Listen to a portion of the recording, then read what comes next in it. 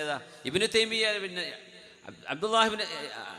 ഇബ്നു അബ്ദുൽ വഹാബ് പറഞ്ഞത് ഇന്നതാണ് എന്നൊക്കെ പറഞ്ഞ് എന്ത് ചെയ്യും, അവർ ഇത്തിബാ ചെയ്യും. പക്ഷേ ഷാഫി ഇമാമും അഹ്മദ് ബിൻ ഹംബൽ തങ്ങളും അവർ പറഞ്ഞത് അവർ തറാവീഹ് 20 റക്അത്താണ് നിസ്കരിക്കേണ്ടത് എന്ന് പറഞ്ഞാൽ അല്പം പറയും ബുഖാരി ഇമാമിൻ്റെ ഹദീസിലുണ്ടല്ലോ ആയിഷ ബീബി റളിയല്ലാഹു അൻഹയുടെ റിവായത്ത് റസൂലുള്ളാഹി തങ്ങൾ മാ കാന യസീദു ഫീ റമളാന വലാ ഫീ ഗൈരിഹി അലാ 11 റക്അ, റമളാനിലും അല്ലാത്തപ്പോഴും നബി സല്ലല്ലാഹു അലൈഹി വസല്ലം തങ്ങൾ 11 റക്അത്തായിരുന്നു എന്ന് പറയുന്ന ഹദീസിൻ്റെ ആശയം എന്താണെന്ന് മഹാന്മാരായ പണ്ഡിതന്മാർ പറഞ്ഞ ഒരു വ്യാഖ്യാനവും നോക്കാതെ മുമ്പരെന്തു പറയും, ഹദീസ് ഇതാ പേജ് നമ്പർ ഇതാ, ഇത് സ്വഹീഹുൽ ബുഖാരിയാണ്, ഇതിനെതിരാ പോയി പറയുന്നത് 20. പൊന്നു ചങ്ങാതി, ഈ ഹദീസും ഇതിനപ്പുറമുള്ള ഹദീസും കണ്ടവരാണ് ഇമാം മാലിക് എന്നവരും ഇമാം ഷാഫിഈ തങ്ങളും അഹ്മദ് ബിൻ ഹംബൽ എന്നവരും. ഹദീസ് ബുഖാരി ഇമാമ വരുന്ന തന്നെ 4 മദ്ഹബിൻ്റെ ഇമാമിങ്ങളുടെയും കാലശേഷമാണ്. ആയിഷ ബീബി റളിയല്ലാഹു അൻഹ ആ പറഞ്ഞ വിഷയത്തിൽ തറാവീഹിൻ്റെ റക്അത്തിൻ്റെ എണ്ണത്തെ സംബന്ധിച്ച് വസ്വാസ് ഉണ്ടാക്കുക എല്ലാ കൊല്ലമുണ്ട്. ഈ റമളാനും കണ്ടല്ലോ ഒരു ചങ്ങാൻ്റെ വീഡിയോ വന്നിരുന്നു, ഒരു ഉസ്താദ് എന്തോ ഒരു പണ്ഡിതനാന്ന് തോന്നുന്നു, ആ വേഷത്തിൽ ബുഖാരി ഇമാമെന്ന് ബുഖാരിയൊക്കെ തുറന്നു വെച്ചിട്ട് ഇങ്ങനെ കാണിക്കുന്നുണ്ട്. അപ്പോൾ സാധുക്കളും മനുഷ്യന്മാർ ചോദിക്കുന്നു, അല്ലോ ബുഖാരി ഇമാം ഇങ്ങനെ പറഞ്ഞിട്ടാണോ ഇപ്പോൾ ഈ കളിക്കുന്നത്? വിവരമില്ലാത്തത് കൊണ്ടാണ്. ആയിഷ ബീബി റളിയല്ലാഹു അൻഹയുടെ ആ ഹദീസല്ല, അതിനോടനുബന്ധമായ നൂറുകണക്കിന് സംഭവങ്ങളെ ഹദീസുകളെ പഠിച്ചതിന് ശേഷമാണ് 4 ഇമാമിയങ്ങളും തറാവീഹ് 20 എന്ന് പറഞ്ഞത്. ആയിഷ ബീബി റളിയല്ലാഹു അൻഹ എന്താ പറഞ്ഞതിൽ? റമളാനിലും അല്ലാത്തപ്പോഴും. ഇപ്പം തന്നെ മനസ്സിലായി റമളാനിലെ തറാവീഹിനെ കുറിച്ചല്ല ആയിഷ ബീബി റളിയല്ലാഹു അൻഹ പറയുന്നത്. അല്ലെങ്കിൽ ആയിഷ ബീബി റളിയല്ലാഹു അൻഹ ആ വിഷയത്തിൽ മഹദിക്ക് അറിഞ്ഞ വിഷയം അത്രയേ ഉള്ളൂ. കാരണം റമളാനിലും അല്ലാത്തപ്പോഴും പറഞ്ഞില്ലേ, റമളാൻ അല്ലാത്തപ്പോൾ തറാവീഹ് ഉണ്ടാ? തറാവീഹിൻ്റെ ബാബിലാണ് ഇമാം ബുഖാരി തങ്ങൾ കൊണ്ടുവരും. ഹദീസ് പണ്ഡിതന്മാർ അവരെന്താണോ അവർക്ക് ലഭിക്കുന്ന ഹദീസ് സ്വഹീഹായി ലഭിക്കുന്നത്, ഹസനായി ലഭിക്കുന്നത്, അവരുടെ ക്രൈറ്റീരിയ മീറ്റ് ചെയ്യുന്നത്, ആ ഹദീസ് അവർ ഉദ്ധരിക്കും. പക്ഷേ മസ്അല പറയുന്നത് ഹദീസ് പണ്ഡിതന്മാരല്ല, മസ്അല പറയുന്നത് കർമ്മശാസ്ത്ര പണ്ഡിതന്മാരാ. അവർക്കത് ഇടപെടാൻ കഴിയൂ. അവർ പറയും 20 റക്അത്താണ്, പിന്നെ എങ്ങനെയാണ് അത് ശരിക്കുക? നമുക്ക് അംഗീകരിക്കാൻ പറ്റില്ല എന്ന് പറയാം. ഇമാം ഷാഫി തങ്ങൾ ഇവിടെ ആ മനുഷ്യനോട് പറയാം, ഞാൻ അള്ളാഹിൻ്റെ റസൂൽ ഇതാണ് പഠിപ്പിച്ചത് എന്ന് പറയുമ്പോൾ നിങ്ങളുടെ അഭിപ്രായം ഇന്നതാന്ന് ചോദിക്കേ. എന്ത് ചോദ്യമാണ്? ഞാനെന്താ മുസ്ലിം അല്ലെന്നാണോ നീ വിചാരിച്ചത്? ഭയങ്കര ചോദ്യമല്ലേ ആ ചോദിച്ചത്. അപ്പോൾ ഖുർആനിൻ്റെയും ഹദീസിൻ്റെയും പ്രമാണങ്ങളെ വസ്തുനിഷ്ഠമായി പഠിച്ചതിന് ശേഷമാണ് തറാവീഹിൻ്റെ റക്അത്ത് 20 ആണെന്ന് 4 മദ്ഹബിൻ്റെ ഇമാം. ഇപ്പോൾ ഈ കൊറോണ വരെ മസ്ജിദുൽ ഹറാമിൽ 20 റക്അത്തല്ലേ നിസ്കരിച്ചത്? മക്കത്തും മദീനത്തും എല്ലാം വായിച്ചാൽ നിങ്ങൾ പോകുന്നതല്ലേ, നമ്മളൊക്കെ പോകുന്നതല്ലേ റമളാനിൽ. 20 കൊറോണ വന്നപ്പോൾ 10 റക്അത്ത്, അത് 8 ആക്കാൻ അള്ളാഹ് കാത്ത്, 10ഉം പിന്നെ 3ഉം ആയി. ഇനി കുറച്ച് കാലം കഴിഞ്ഞാൽ അവർക്ക് ഹറമിലേക്ക് നോക്കൂ, തറാവീഹ് 10 എന്ന് പറയാൻ തുടങ്ങും. അവിടെ 20 1400 കൊല്ലം 20. 1400 കൊല്ലം 20. ഇപ്പം 2 കൊല്ലം മുമ്പാണ് ഇത് 10 ആക്കിയത്. കൊറോണ സമയത്ത് ആളുകളുടെ ഒരുമിച്ച് കൂടേണ്ട ടൈം കുറക്കാൻ വേണ്ടി കുറേ സമയം ഒരുമിച്ച് ആളുകൾ നിൽക്കണ്ടല്ലോ, അതിന് ഹെൽത്ത് ഹസാർഡ് വരുമല്ലോ എന്ന് വിചാരിച്ച്. പക്ഷെ എന്തുകൊണ്ടോ അവരത് ഇപ്പം അങ്ങ് തുടർന്ന് കൊണ്ടുപോകും, ചിലപ്പോൾ മാറ്റിയേക്കാം. അവിടെ നടക്കുന്ന എല്ലാ വിഷയങ്ങളും അതുപോലെ തന്നെ. അപ്പം ഞാൻ ചോദിക്കുകയാണ്, ഈ ബുഖാരി ഇമാമിൻ്റെ ഹദീസ് എടുത്ത് കാണിച്ച മൂലയിൽ കാണില്ലേ മസ്ജിദുൽ ഹറാമിലും മസ്ജിദുൽ നബവിയിലും 1400 കൊല്ലം 20 റക്അത്ത് നിസ്കരിക്കുക, അല്ലെങ്കിൽ ഹബീബായ നബി തങ്ങളുടെ കാലം മുതൽ ഇക്കാലം വരെ. അപ്പോൾ അവർക്ക് ബുഖാരി ഇമാമിൻ്റെ ഹദീസൊന്നും കണ്ടിട്ടില്ല. അവർ സൗദി പണ്ഡിതന്മാർക്ക് എന്തൊന്നും കാണാത്തതുകൊണ്ടാണോ? അതും ചോദിക്കണ്ടേ അവിടെ? ഓരോന്നും കണ്ടിട്ടില്ല ഈ ഹദീസ്. ബുഖാരി ഇമാമ് സ്വലാത്തു തറാവീഹിൽ ആയിഷ ബീവിൻ്റെ ഈ ഹദീസ് 8 റക്അത്ത് + 3 11 നിസ്കരിച്ചു എന്ന് പറയുന്നത് അവരാരും കാണാത്തത് കൊണ്ടാണോ ഇത്രയും കാലം നിസ്കരിച്ചത് 20? 4 മദ്ഹബിൻ്റെ ഇമാമുമാർ അവർ ചില്ലറക്കാരല്ല.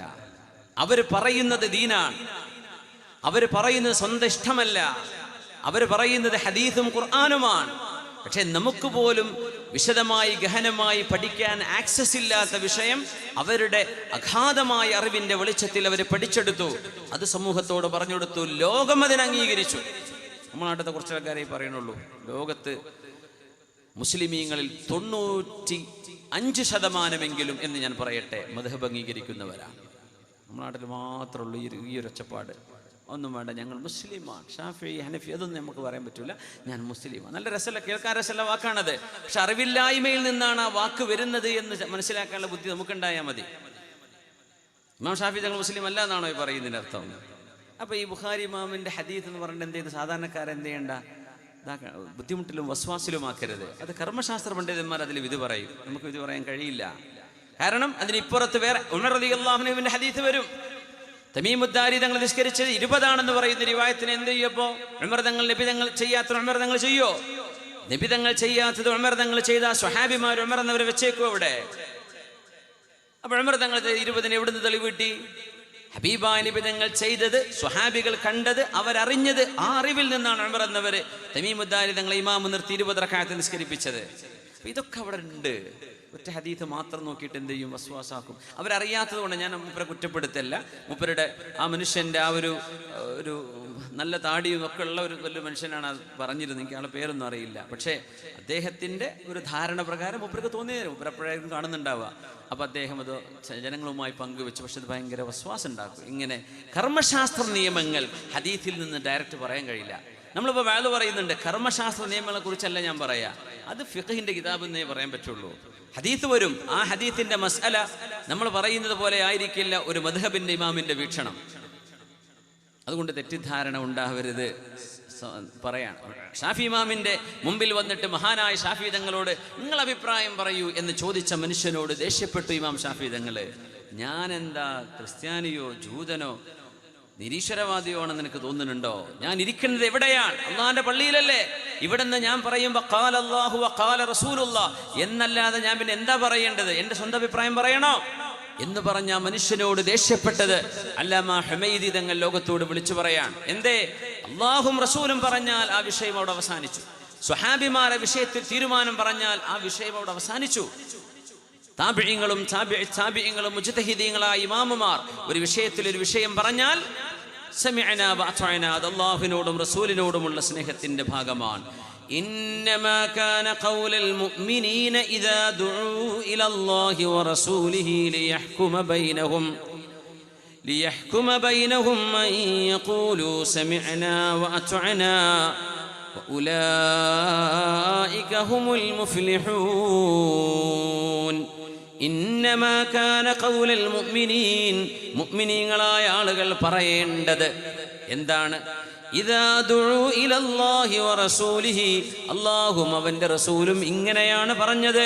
അല്ലാഹുവിന്റെ റസൂലിന്റെ ഹബീബായ നബി തങ്ങളുടെ വിധി ഇന്നതാണ്. ലിയഹ്കുമ ബൈനഹും, അവരുടെ ഒരു വിഷയത്തിൽ വിധി പറയാൻ പല അഭിപ്രായ വ്യത്യാസങ്ങൾ വരും. പല നാട്ടിലും അഭിപ്രായ വ്യത്യാസങ്ങൾ ഉണ്ടാവും, പല മഹല്ലുകളിലുണ്ടാവും, സംഘടനകളിലുണ്ടാവും, ലോകത്തെല്ലായിടത്തും ഉണ്ടാവും. എന്താ പറയേണ്ടത്?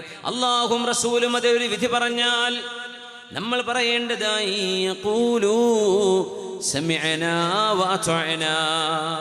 ഞങ്ങൾ കേട്ടു റബ്ബേ, ഞങ്ങൾ അനുസരിച്ചു.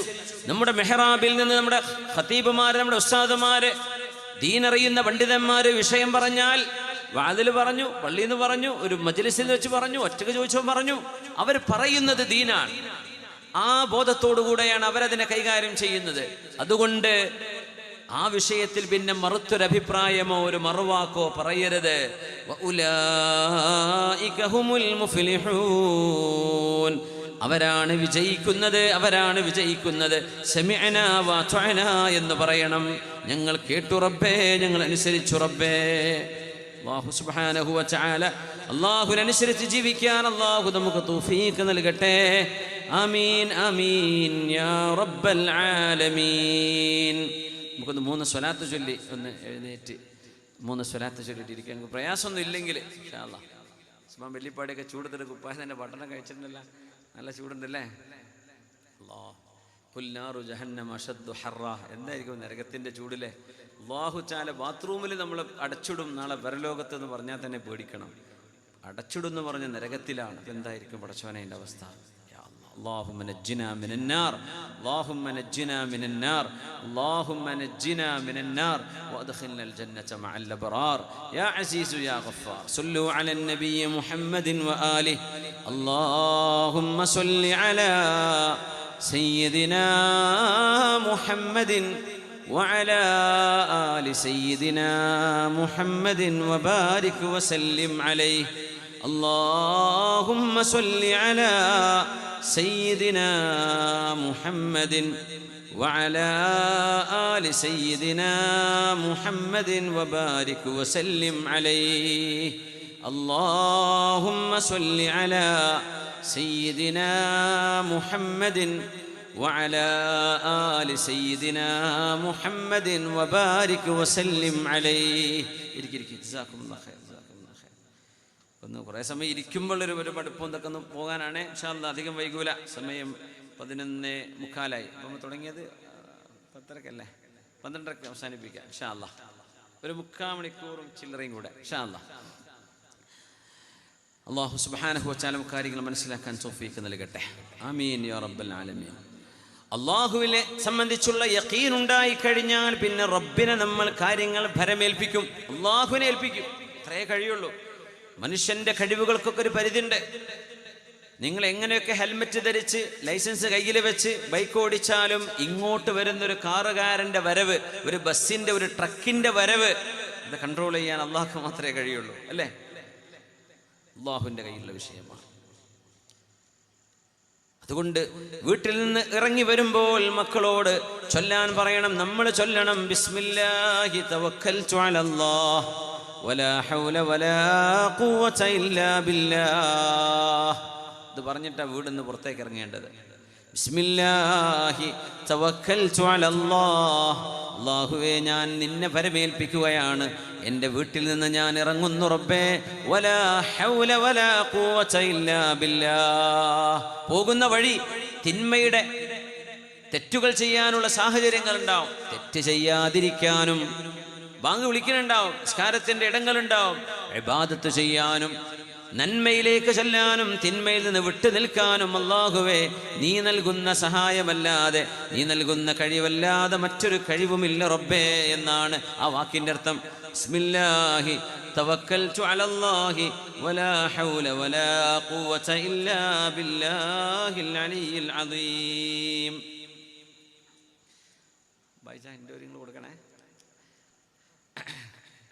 നമ്മുടെ സദസ്സിലേക്ക് പരിപാടിയുടെ നമ്മുടെ സഹായത്തിന് വേണ്ടി നിങ്ങളെ സമീപിക്കുന്നുണ്ട്.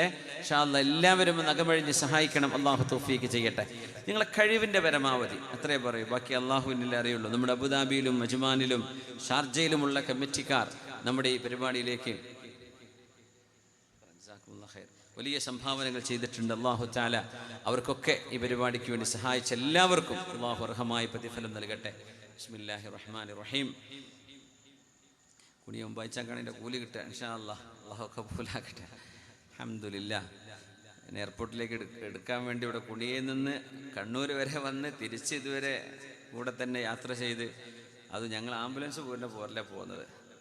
അല്ലാഹ് കാത്തതാണ് ഒരു തട്ടലും മുട്ടലും ഇല്ലാണ്ട് ഇങ്ങോട്ട് എത്തിക്കിട്ടിയത്. അപ്പോൾ അള്ളാഹുവിൻ്റെ ദീനിന് വേണ്ടിയാണ്. അല്ലാഹു തആല സ്വീകരിക്കട്ടെ. ആമീൻ യാ റബ്ബൽ ആലമീൻ. വമൻ യതവക്കൽ അലല്ലാഹി ഫഹുവ ഹസ്ബു. ആരാണോ അള്ളാഹുവിനെ കാര്യങ്ങൾ ഭരമേൽപ്പിക്കുന്നത് അവർക്ക് അല്ലാഹു മതിയല്ലോ. നമ്മളത് ശരിക്കണ്ട് യഖീൻ, നമ്മൾ പറഞ്ഞില്ലേ, ഉറപ്പ് വേണം. സംശയിച്ചാൽ പോയി. ഉറപ്പാണ് നിങ്ങൾക്ക് അല്ലാഹു നമ്മുടെ വിഷയത്തിൽ പരിഹാരം തരും, അല്ലാഹു ആ വിഷയത്തിൽ ഇടപെടും എന്ന ഉറപ്പുണ്ടോ, നിങ്ങളുടെ തവക്കുലിന് അല്ലാഹു തആല ഫലം കാണിച്ചു തരും. പക്ഷെ നമ്മൾ തവക്കുലാക്കൽ എപ്പോഴാണെന്നറിയോ? ഈ എല്ലാ വഴിയും അടഞ്ഞാൽ ഇനിയിപ്പോൾ അള്ളാഹിനോട് പറയാം, അതിന് മുമ്പ് തന്നെ പറയണ്ടേ? എല്ലാ വഴിയും അടഞ്ഞു എന്നാലും പറയാം, അല്ലാഹു തആല സ്വീകരിക്കും. നേരെ മറിച്ച് ഒരു മുഅ്മിൻ ഏതൊരു വിഷയത്തിലും ഇസ്തിഖാറത്ത് ചെയ്യണമെന്നാണ്. ഇസ്തിഖാറയുടെ ദുആ ഖുർആനിലെ സൂറത്ത് പഠിക്കുന്ന പോലെ പഠിക്കണം എന്നാണ് നബി തങ്ങൾ പറഞ്ഞത് സല്ലല്ലാഹു അലൈഹി വസല്ലം. അല്ലാഹുമ്മ ഇന്നി അസ്തഖീറുക ബിഇൽമിക വഅസ്തഖ്ദിറുക ബിഖുദ്റതിക വഅസ്അലുക അല്ലാഹുമ്മ മിൻ ഫദ്ലികൽ അദീം. അല്ലാഹുമ്മ ഇൻ കുൻത തഅലമു അന്ന ഹാദൽ അംറ ഖൈറുൻ ലി ഫീ ദീനി വദുനിയായ വആഖിബതി അംരി ആജിലിഹി വആജിലിഹി തുടങ്ങി ആ ഒരു ഇസ്തിഖാറത്തിന്റെ ദുആയുണ്ട്. ഫഇന്നക തഖ്ദിറു വലാ അഖ്ദിറു വതഅലമു വലാ അഅലം വഅൻത അല്ലാമുൽ ഗുയൂബ്. അല്ലാഹുമ്മ ഇൻ കുൻത തഅലമു അന്ന ഹാദൽ അംർ എന്ന് പറഞ്ഞിട്ട്, അല്ലാഹുവേ ഞാനൊരു വിഷയത്തിലേക്ക് മുന്നിടുകയാണ്, ഇതെനിക്ക് ഖൈറാണെങ്കിൽ സാധിപ്പിച്ചു തരയണമേ, ഇതെനിക്ക് ഷർറാണെങ്കിൽ ദൂരത്താക്കി തരയണമേ എന്ന് പറഞ്ഞുകൊണ്ടാണ് നമ്മൾ ഇസ്തിഖാറ ചെയ്യേണ്ടത്. ഏത് കാര്യത്തിനും. ഒരു കുട്ടിക്ക് കോളേജിലേക്ക് അഡ്മിഷന് പോവാൻ ഇസ്തിഖാറത്ത് ചെയ്യണം. ഒരു യാത്ര പോവാൻ ഇസ്തിഖാറ ചെയ്യണം. കൺഫ്യൂഷൻ ഉണ്ടാവുമ്പോൾ മാത്രമല്ല ഇസ്തിഖാറ. ഏതൊരു അമല് ചെയ്യുകയാണെങ്കിലും അള്ളാഹുവിന് 2 റക്അത്ത് നിസ്കരിക്കുക, ഇസ്തിഖാറത്തിന് ദുആയും ചെയ്യുക. പിന്നെ നമ്മൾ നിയത്ത് ചെയ്ത് ആ വിഷയത്തിലേക്ക് ഇറങ്ങുക, അള്ളാഹു ബർക്കത്ത് തരും. ഇസ്തിഖാറ കഴിഞ്ഞാൽ പിന്നെ സ്വപ്ന ദർശനം കിട്ടും, അങ്ങനെയൊന്നുമില്ല. അത് കഴിഞ്ഞാൽ പിന്നെ നിങ്ങൾക്ക് മനസ്സിലേക്ക് വരുന്ന എന്താണോ അതനുസരിച്ച് ചെയ്തേക്കാം. അള്ളാഹു അതിലൊരു ഖൈർ വെച്ചിട്ടുണ്ടാവും. അങ്ങനെയാണ് ഏതൊരു കാര്യവും. വിവാഹം ആലോചിക്കുന്നുണ്ട് കുട്ടികൾക്ക്, ഇസ്തിഖാറ ചെയ്യണം. ഒരു പുതിയാപ്പിള്ള വേണോ വേണ്ടേ, ഖൽബിനുള്ള ഒരു സംശയമുണ്ട്, അള്ളാഹു ഒരു തീരുമാനത്തിലേക്ക് അത് എത്തിക്കും. ഏത് കാര്യത്തിലും ഇസ്തിഖാറത്ത് വേണം. വമൻ യതവക്കൽ അലല്ലാഹി ഫഹുവ ഹസ്ബുഹു. സൂറത്തു ത്വലാഖാണ്. വമൻ യതവക്കൽ അലല്ലാഹി ഫഹുവ ഹസ്ബുഹു. ആരാണോ അല്ലാഹുവിനെ കാര്യങ്ങൾ ഏൽപ്പിക്കുന്നത് അവർക്ക് അല്ലാഹു മതി. ആരാ ഏൽപ്പിച്ചത് അവർക്കേത് കിട്ടുള്ളൂ. അങ്ങനെയാണ് നമ്മൾ പറയും. മരുന്ന് കുടിക്കുമ്പോൾ, ടാബ്ലറ്റ് കഴിക്കുമ്പോൾ, ഷുഗറിനും പ്രഷറിനും കൊളസ്ട്രോളിനും ഒക്കെ മരുന്ന് കുടിക്കുമ്പോഴേ ആ ഗുളികയല്ല മാറ്റിത്തരുന്നത്. ആരാണ് മാറ്റിത്തരുന്നത്? അല്ലാഹുവാണ്. ഇതിൻ്റെ ഒരു കാരണമാണ്. എല്ലാ രോഗത്തിനും ഡോക്ടർമാർ മരുന്ന് തരും, മാറാതെ പോണില്ലേ, രോഗി മരിക്കണില്ലേ. മരുന്നാണ് രോഗം മാറ്റുന്നതെങ്കിൽ രോഗിക്ക് ശിഫ കിട്ടണം. പക്ഷെ കിട്ടൂല. എന്തേ? ബോഡി വർക്ക് ചെയ്യണില്ല, ബോഡി റെസ്പോണ്ട് ചെയ്യുന്നില്ല എന്ന് പറയും ഡോക്ടർ. എന്താ കാരണം എന്നറിയോ? അല്ലാഹുവിന്റെ ഖളാ അവിടെ മറ്റൊന്നാണ്. എന്ത് കളിച്ചിട്ടും പിന്നെ കാര്യം ഉണ്ടാവില്ല. മരുന്ന് കഴിക്കണം, അത് കഴിച്ചിരിക്കണം, ഡോക്ടറെ കാണണം. ഇത് നബി തങ്ങൾ പറഞ്ഞ തദാവൗ യാ ഇബാദല്ലാഹ്, അല്ലാഹുവിന്റെ അടിമകളെ നിങ്ങൾ മരുന്ന് കുടിക്കണം കേട്ടോ. തദാവൗ യാ ഇബാദല്ലാഹ്, മരുന്ന് വേണ്ടെന്ന് പറയരുത്. സിദ്ദീഖ് റളിയല്ലാഹു അൻഹു അമ്പിയാക്കൾ കഴിഞ്ഞാൽ പിന്നെ ഏറ്റവും ഈമാനുള്ള മഹാനാണ്. മഹാനവറുകൾ അങ്ങനെ ചെയ്തിട്ടുണ്ട്. നമ്മൾ സാധാരണക്കാരെ കൊണ്ടൊന്നും കഴിയില്ല. അത് മരുന്ന് കഴിക്കണം, ഡോക്ടറെ കാണിക്കണം, ഇതിലൊന്നും പ്രയാസമില്ല, സുന്നത്താണ്. പുണ്യ നബി തങ്ങൾ പറഞ്ഞല്ലേ ഇത്, ഡോക്ടറെ കാണിക്കണം എന്ന് സല്ലല്ലാഹു അലൈഹി വസല്ലം. തദാവൗ യാ ഇബാദല്ലാഹ് ഫഇന്നല്ലാഹ ലം യളഅ ദാഅൻ ഇല്ലാ വവളഅ ലഹു ദവാ. There is no disease but there is a cure for it. ഏത് രോഗത്തിനും ശമനമുണ്ട്, അതിന് മെഡിസിൻ ഉണ്ട്. അലിമഹു മൻ അലിമ വജഹിലഹു മൻ ജഹില. അത് അറിയുന്നവർക്കറിയാം, അല്ലാത്തവർക്ക് അറിയില്ല. ഏത് രോഗത്തിനും മരുന്നുണ്ട്. ഇല്ലൽ ഹറം വൽ മൗത്ത്, മരണത്തിനും വാർദ്ധക്യത്തിനും മരുന്നില്ല. അതങ്ങനെ വന്നുകൊണ്ടിരിക്കും. എല്ലാത്തിനൊക്കെ മരുന്നുണ്ട്, നിങ്ങൾ മരുന്ന് കഴിക്കണം എന്ന് നബി തങ്ങൾ പഠിപ്പിച്ചു സല്ലല്ലാഹു. തങ്ങളെ ഡോക്ടർ വന്ന് ചികിത്സിച്ചിട്ടുണ്ട് സല്ലല്ലാഹു അലൈഹി വസല്ലം. എന്താ കുഴപ്പം? ഡോക്ടർമാരെ നബി തങ്ങൾ വിളിച്ചിട്ടുണ്ട്, ഹബീബായ നബി തങ്ങൾ സല്ലല്ലാഹു അലൈഹി വസല്ലം. ഡോക്ടർമാരുടെ ഒരു വിഷയം നമ്മൾ മാലിക് ദീനാർ നമ്മുടെ മഖാമിൻ്റെ ഇപ്പുറത്ത് നമ്മുടെ ആ ഗ്രൗണ്ടിൽ ഒരു പരിപാടി ഉണ്ടായിരുന്നു കുറച്ച് വർഷങ്ങൾക്ക് മുമ്പ്. ഡോക്ടർമാരും ചികിത്സയും അതുമായി ബന്ധപ്പെട്ട വിഷയമായിരുന്നു. അപ്പോൾ അവിടെ നമ്മൾ പറഞ്ഞിരുന്ന വിഷയങ്ങളൊക്കെ വലിയ സേവനമാണ് അവർ ചെയ്യുന്നത്, ഡോക്ടർമാരും നഴ്സുമാരൊക്കെ. അല്ലാഹു അർഹമായ പ്രതിഫലം കൊടുക്കട്ടെ. അശ്അരികളിൽപ്പെട്ട 3 മഹാന്മാർ, അബൂ മൂസൽ അശ്അരി തങ്ങൾ, അബൂ മാലിക് റഹ്മത്തുള്ളാഹി അലൈഹി, അബൂ ആമിറുൽ അശ്അരി, 3 പേർ അശ്അരികൾക്ക് യമനികളാണ്. അൽ ഈമാനു യമാനിൻ വൽ ഫിഖ്ഹു യമാനിൻ വൽ ഹിക്മതു യമാനിയ. തത്വജ്ഞാനം യമനിൻ്റെതാണ്, ദീനിന്റെ അറിവ് യമനിൻ്റെതാണ്. ഈമാൻ യമനികളുടെ ഈമാനാണ് ഏറ്റവും നല്ല ഈമാൻ എന്ന് ഹദീസിൽ കാണാൻ കഴിയും. അൽ ഈമാനു യമാനിൻ വൽ ഫിഖ്ഹു യമാനിൻ വൽ ഹിക്മതു യമാനിയ. യമനി പണ്ഡിതന്മാർ, അവരിൽ വലിയ അഗാധമായ അറിവുള്ള ആളുകളുണ്ട്, അല്ലാഹുവിന് ഇഷ്ടമുള്ള ആളുകളുണ്ട് എന്ന് റസൂലുള്ളാഹി സ്വല്ലല്ലാഹു അലൈഹി വസല്ലം. മദീനയിലേക്ക് വന്നു അവര്. അബൂ മൂസ, അബൂ മാലിക്, അബൂ ആമിർ അശ്അരീൻ, ഇവരൊക്കെ അശ്അരികളാണ്. അബൂ മൂസൽ അശ്അരി, അബൂ മാലികുൽ അശ്അരി, അബൂ ആമിർ അൽ അശ്അരി, ഇവരൊക്കെ മദീനയിലേക്ക് വന്നു. വന്ന സമയത്ത് കയ്യിൽ ഭക്ഷണമില്ല. ഖദ് അർമലൂ മിനസ്സാദ്, എല്ലാ ഭക്ഷണവും തീർന്നു പോയിട്ടുണ്ട്. യാത്രക്കാരാണ് അവർ, യമൻ എന്ന് വരെയാണ്. പക്ഷെ അവർ വന്നത് എത്യോപ്യ വഴിയായിരുന്നു. അവർ സ്വഹാബികൾ ഒരുപാട് ആളുകൾ എത്യോപ്യയിലേക്ക് വന്നിട്ടുണ്ടെന്ന് കണ്ടപ്പോൾ അവർ അതിനിൽ നിന്ന് ബാബുൽ മന്ദിബ് കടലിടുക്കുണ്ട്. അവിടെ Bab el Mandeb, strait of Bab el Mandeb, Indian മഹാസമുദ്രവും ചെങ്കടലും കൂടി ചേരുന്ന കടലിടുക്ക്, അവിടെ നേരെ ക്രോസ് ചെയ്ത ആഫ്രിക്കയാണ്. അപ്പോൾ സ്വഹാബിമാർ അവിടെ വന്നിട്ടുണ്ട് എന്ന് കേട്ടപ്പോൾ അവിടെ ജഅഫർ ഇബ്നു അബീ ത്വാലിബ് തങ്ങൾ എന്ന തങ്ങളാണവർ, സ്വഹാബിയാണ്, അഹ്ലു ബൈത്താണ്. മഹാനവറുകളും സ്വഹാബികളും ഒക്കെ അവിടെ ഉണ്ട് എന്നറിഞ്ഞപ്പോൾ അബൂ മൂസൽ അശ്അരി തങ്ങളും അബൂ മാലിക് എന്നവരും അബൂ ആമിർ എന്നവരും കൂടെ വേറെയും ആൾക്കാരുണ്ട്. അവരൊക്കെ എത്യോപ്യയിൽ പോയി ഈ സ്വഹാബിമാരെ കണ്ട് അവരുടെ കൂടെയാണ് പിന്നെ മദീനയിലേക്ക് വന്നത്. ഹിജറ 6-ാം വർഷം എന്നാണ് എൻ്റെ ഓർമ്മ ശരിയാണെങ്കിൽ. മദീനയിലേക്ക് നബി തങ്ങൾ എത്തി 6-ാമത്തെ കൊല്ലമാണ് അവരെത്തുന്നത്. ആ കൂട്ടത്തിലാണ് ഉമ്മു ഹബീബ ബീവി, നബി തങ്ങളുടെ ഭാര്യയാണ്, അബൂ സുഫിയാൻ എന്നവരുടെ മോളാണ്. അന്ന് അബൂ സുഫിയാൻ എന്നവർ മുസ്ലിം ആയിട്ടില്ല. അവരടക്കം മദീനയിലേക്ക് എത്തുന്നത് അപ്പോഴാണ് റളിയല്ലാഹു തആല അൻഹ. അപ്പോൾ ഈ അശ്അരികളുടെ കയ്യിലൊന്നും ഭക്ഷണമില്ല, മിസ്കീന്മാരാണ്. റസൂലുള്ളാഹി നിങ്ങളുടെ അടുത്തേക്ക് പറഞ്ഞയച്ചു, നബിയെ ഞങ്ങൾക്ക് ഭക്ഷണം വേണം. അതാണ് എന്ത് വിഷമങ്ങളും ഹബീബിനോട് അവർ ഷെയർ ചെയ്യും, എന്ത് പരാതികളും. യാ റസൂലല്ലാഹ്, ഭക്ഷണമില്ല നബിയെ, ഞങ്ങൾക്ക് ഭക്ഷണമില്ല, അതുകൊണ്ട് ഭക്ഷണം വേണം എന്ന് നബി തങ്ങളോട് പറയാൻ ഒരാളെ പറഞ്ഞയച്ചതാണ്. ആള് നബിൻ്റെ അടുത്തേക്ക് വരുന്നു. ഹബീബായ നബി തങ്ങളുടെ വാതിൽക്കലേക്ക് എത്തിയപ്പോൾ നബി തങ്ങൾ ഓതുന്ന ഒരു ഓത്ത് കേട്ടു. എന്താ ഓതുന്നത്? സൂറത്ത് ഹൂദാണത്. വമാ മിൻ ദാബത്തിൻ ഫിൽ അർളി ഇല്ലാ അലല്ലാഹി റിസ്ഖുഹാ വയഅലമു മുസ്തഖറഹാ വമുസ്തൗദഅഹാ കുല്ലുൻ ഫീ കിതാബിൻ മുബീൻ. ആരാ ഓതുന്നത്? അഷ്റഫുൽ ഖൽഖ് സ്വല്ലല്ലാഹു അലൈഹി വസല്ലം. എന്താ ഇതിനർത്ഥം? അപ്പൊ സ്വഹാബി നബിയോട് ഭക്ഷണം വേണമെന്ന് പറയാൻ വേണ്ടി ചെല്ലുകയാണ്. അപ്പൊ തങ്ങൾ ഈ ഖുർആൻ ഇങ്ങനെ ഓതുകയാണ്. അതിന്റെ അർത്ഥം എന്താണെന്നറിയോ? വമാ മിൻ ദാബത്തിൻ ഫിൽ അർള്, ഭൂമിയിൽ ജീവനുള്ള വായയുള്ള ആമാശയമുള്ള ഏത് ചെറുതും വലുതുമായ ജീവിക്കും, മനുഷ്യനും മൃഗത്തിനും, ഇല്ലാ അലല്ലാഹി റിസ്ഖുഹാ, അവർക്ക് വായ കീറി കൊടുത്തവനാരോ അവൻ തന്നെ അവർക്ക് ഭക്ഷണം കൊടുക്കും, പേടിക്കണ്ട.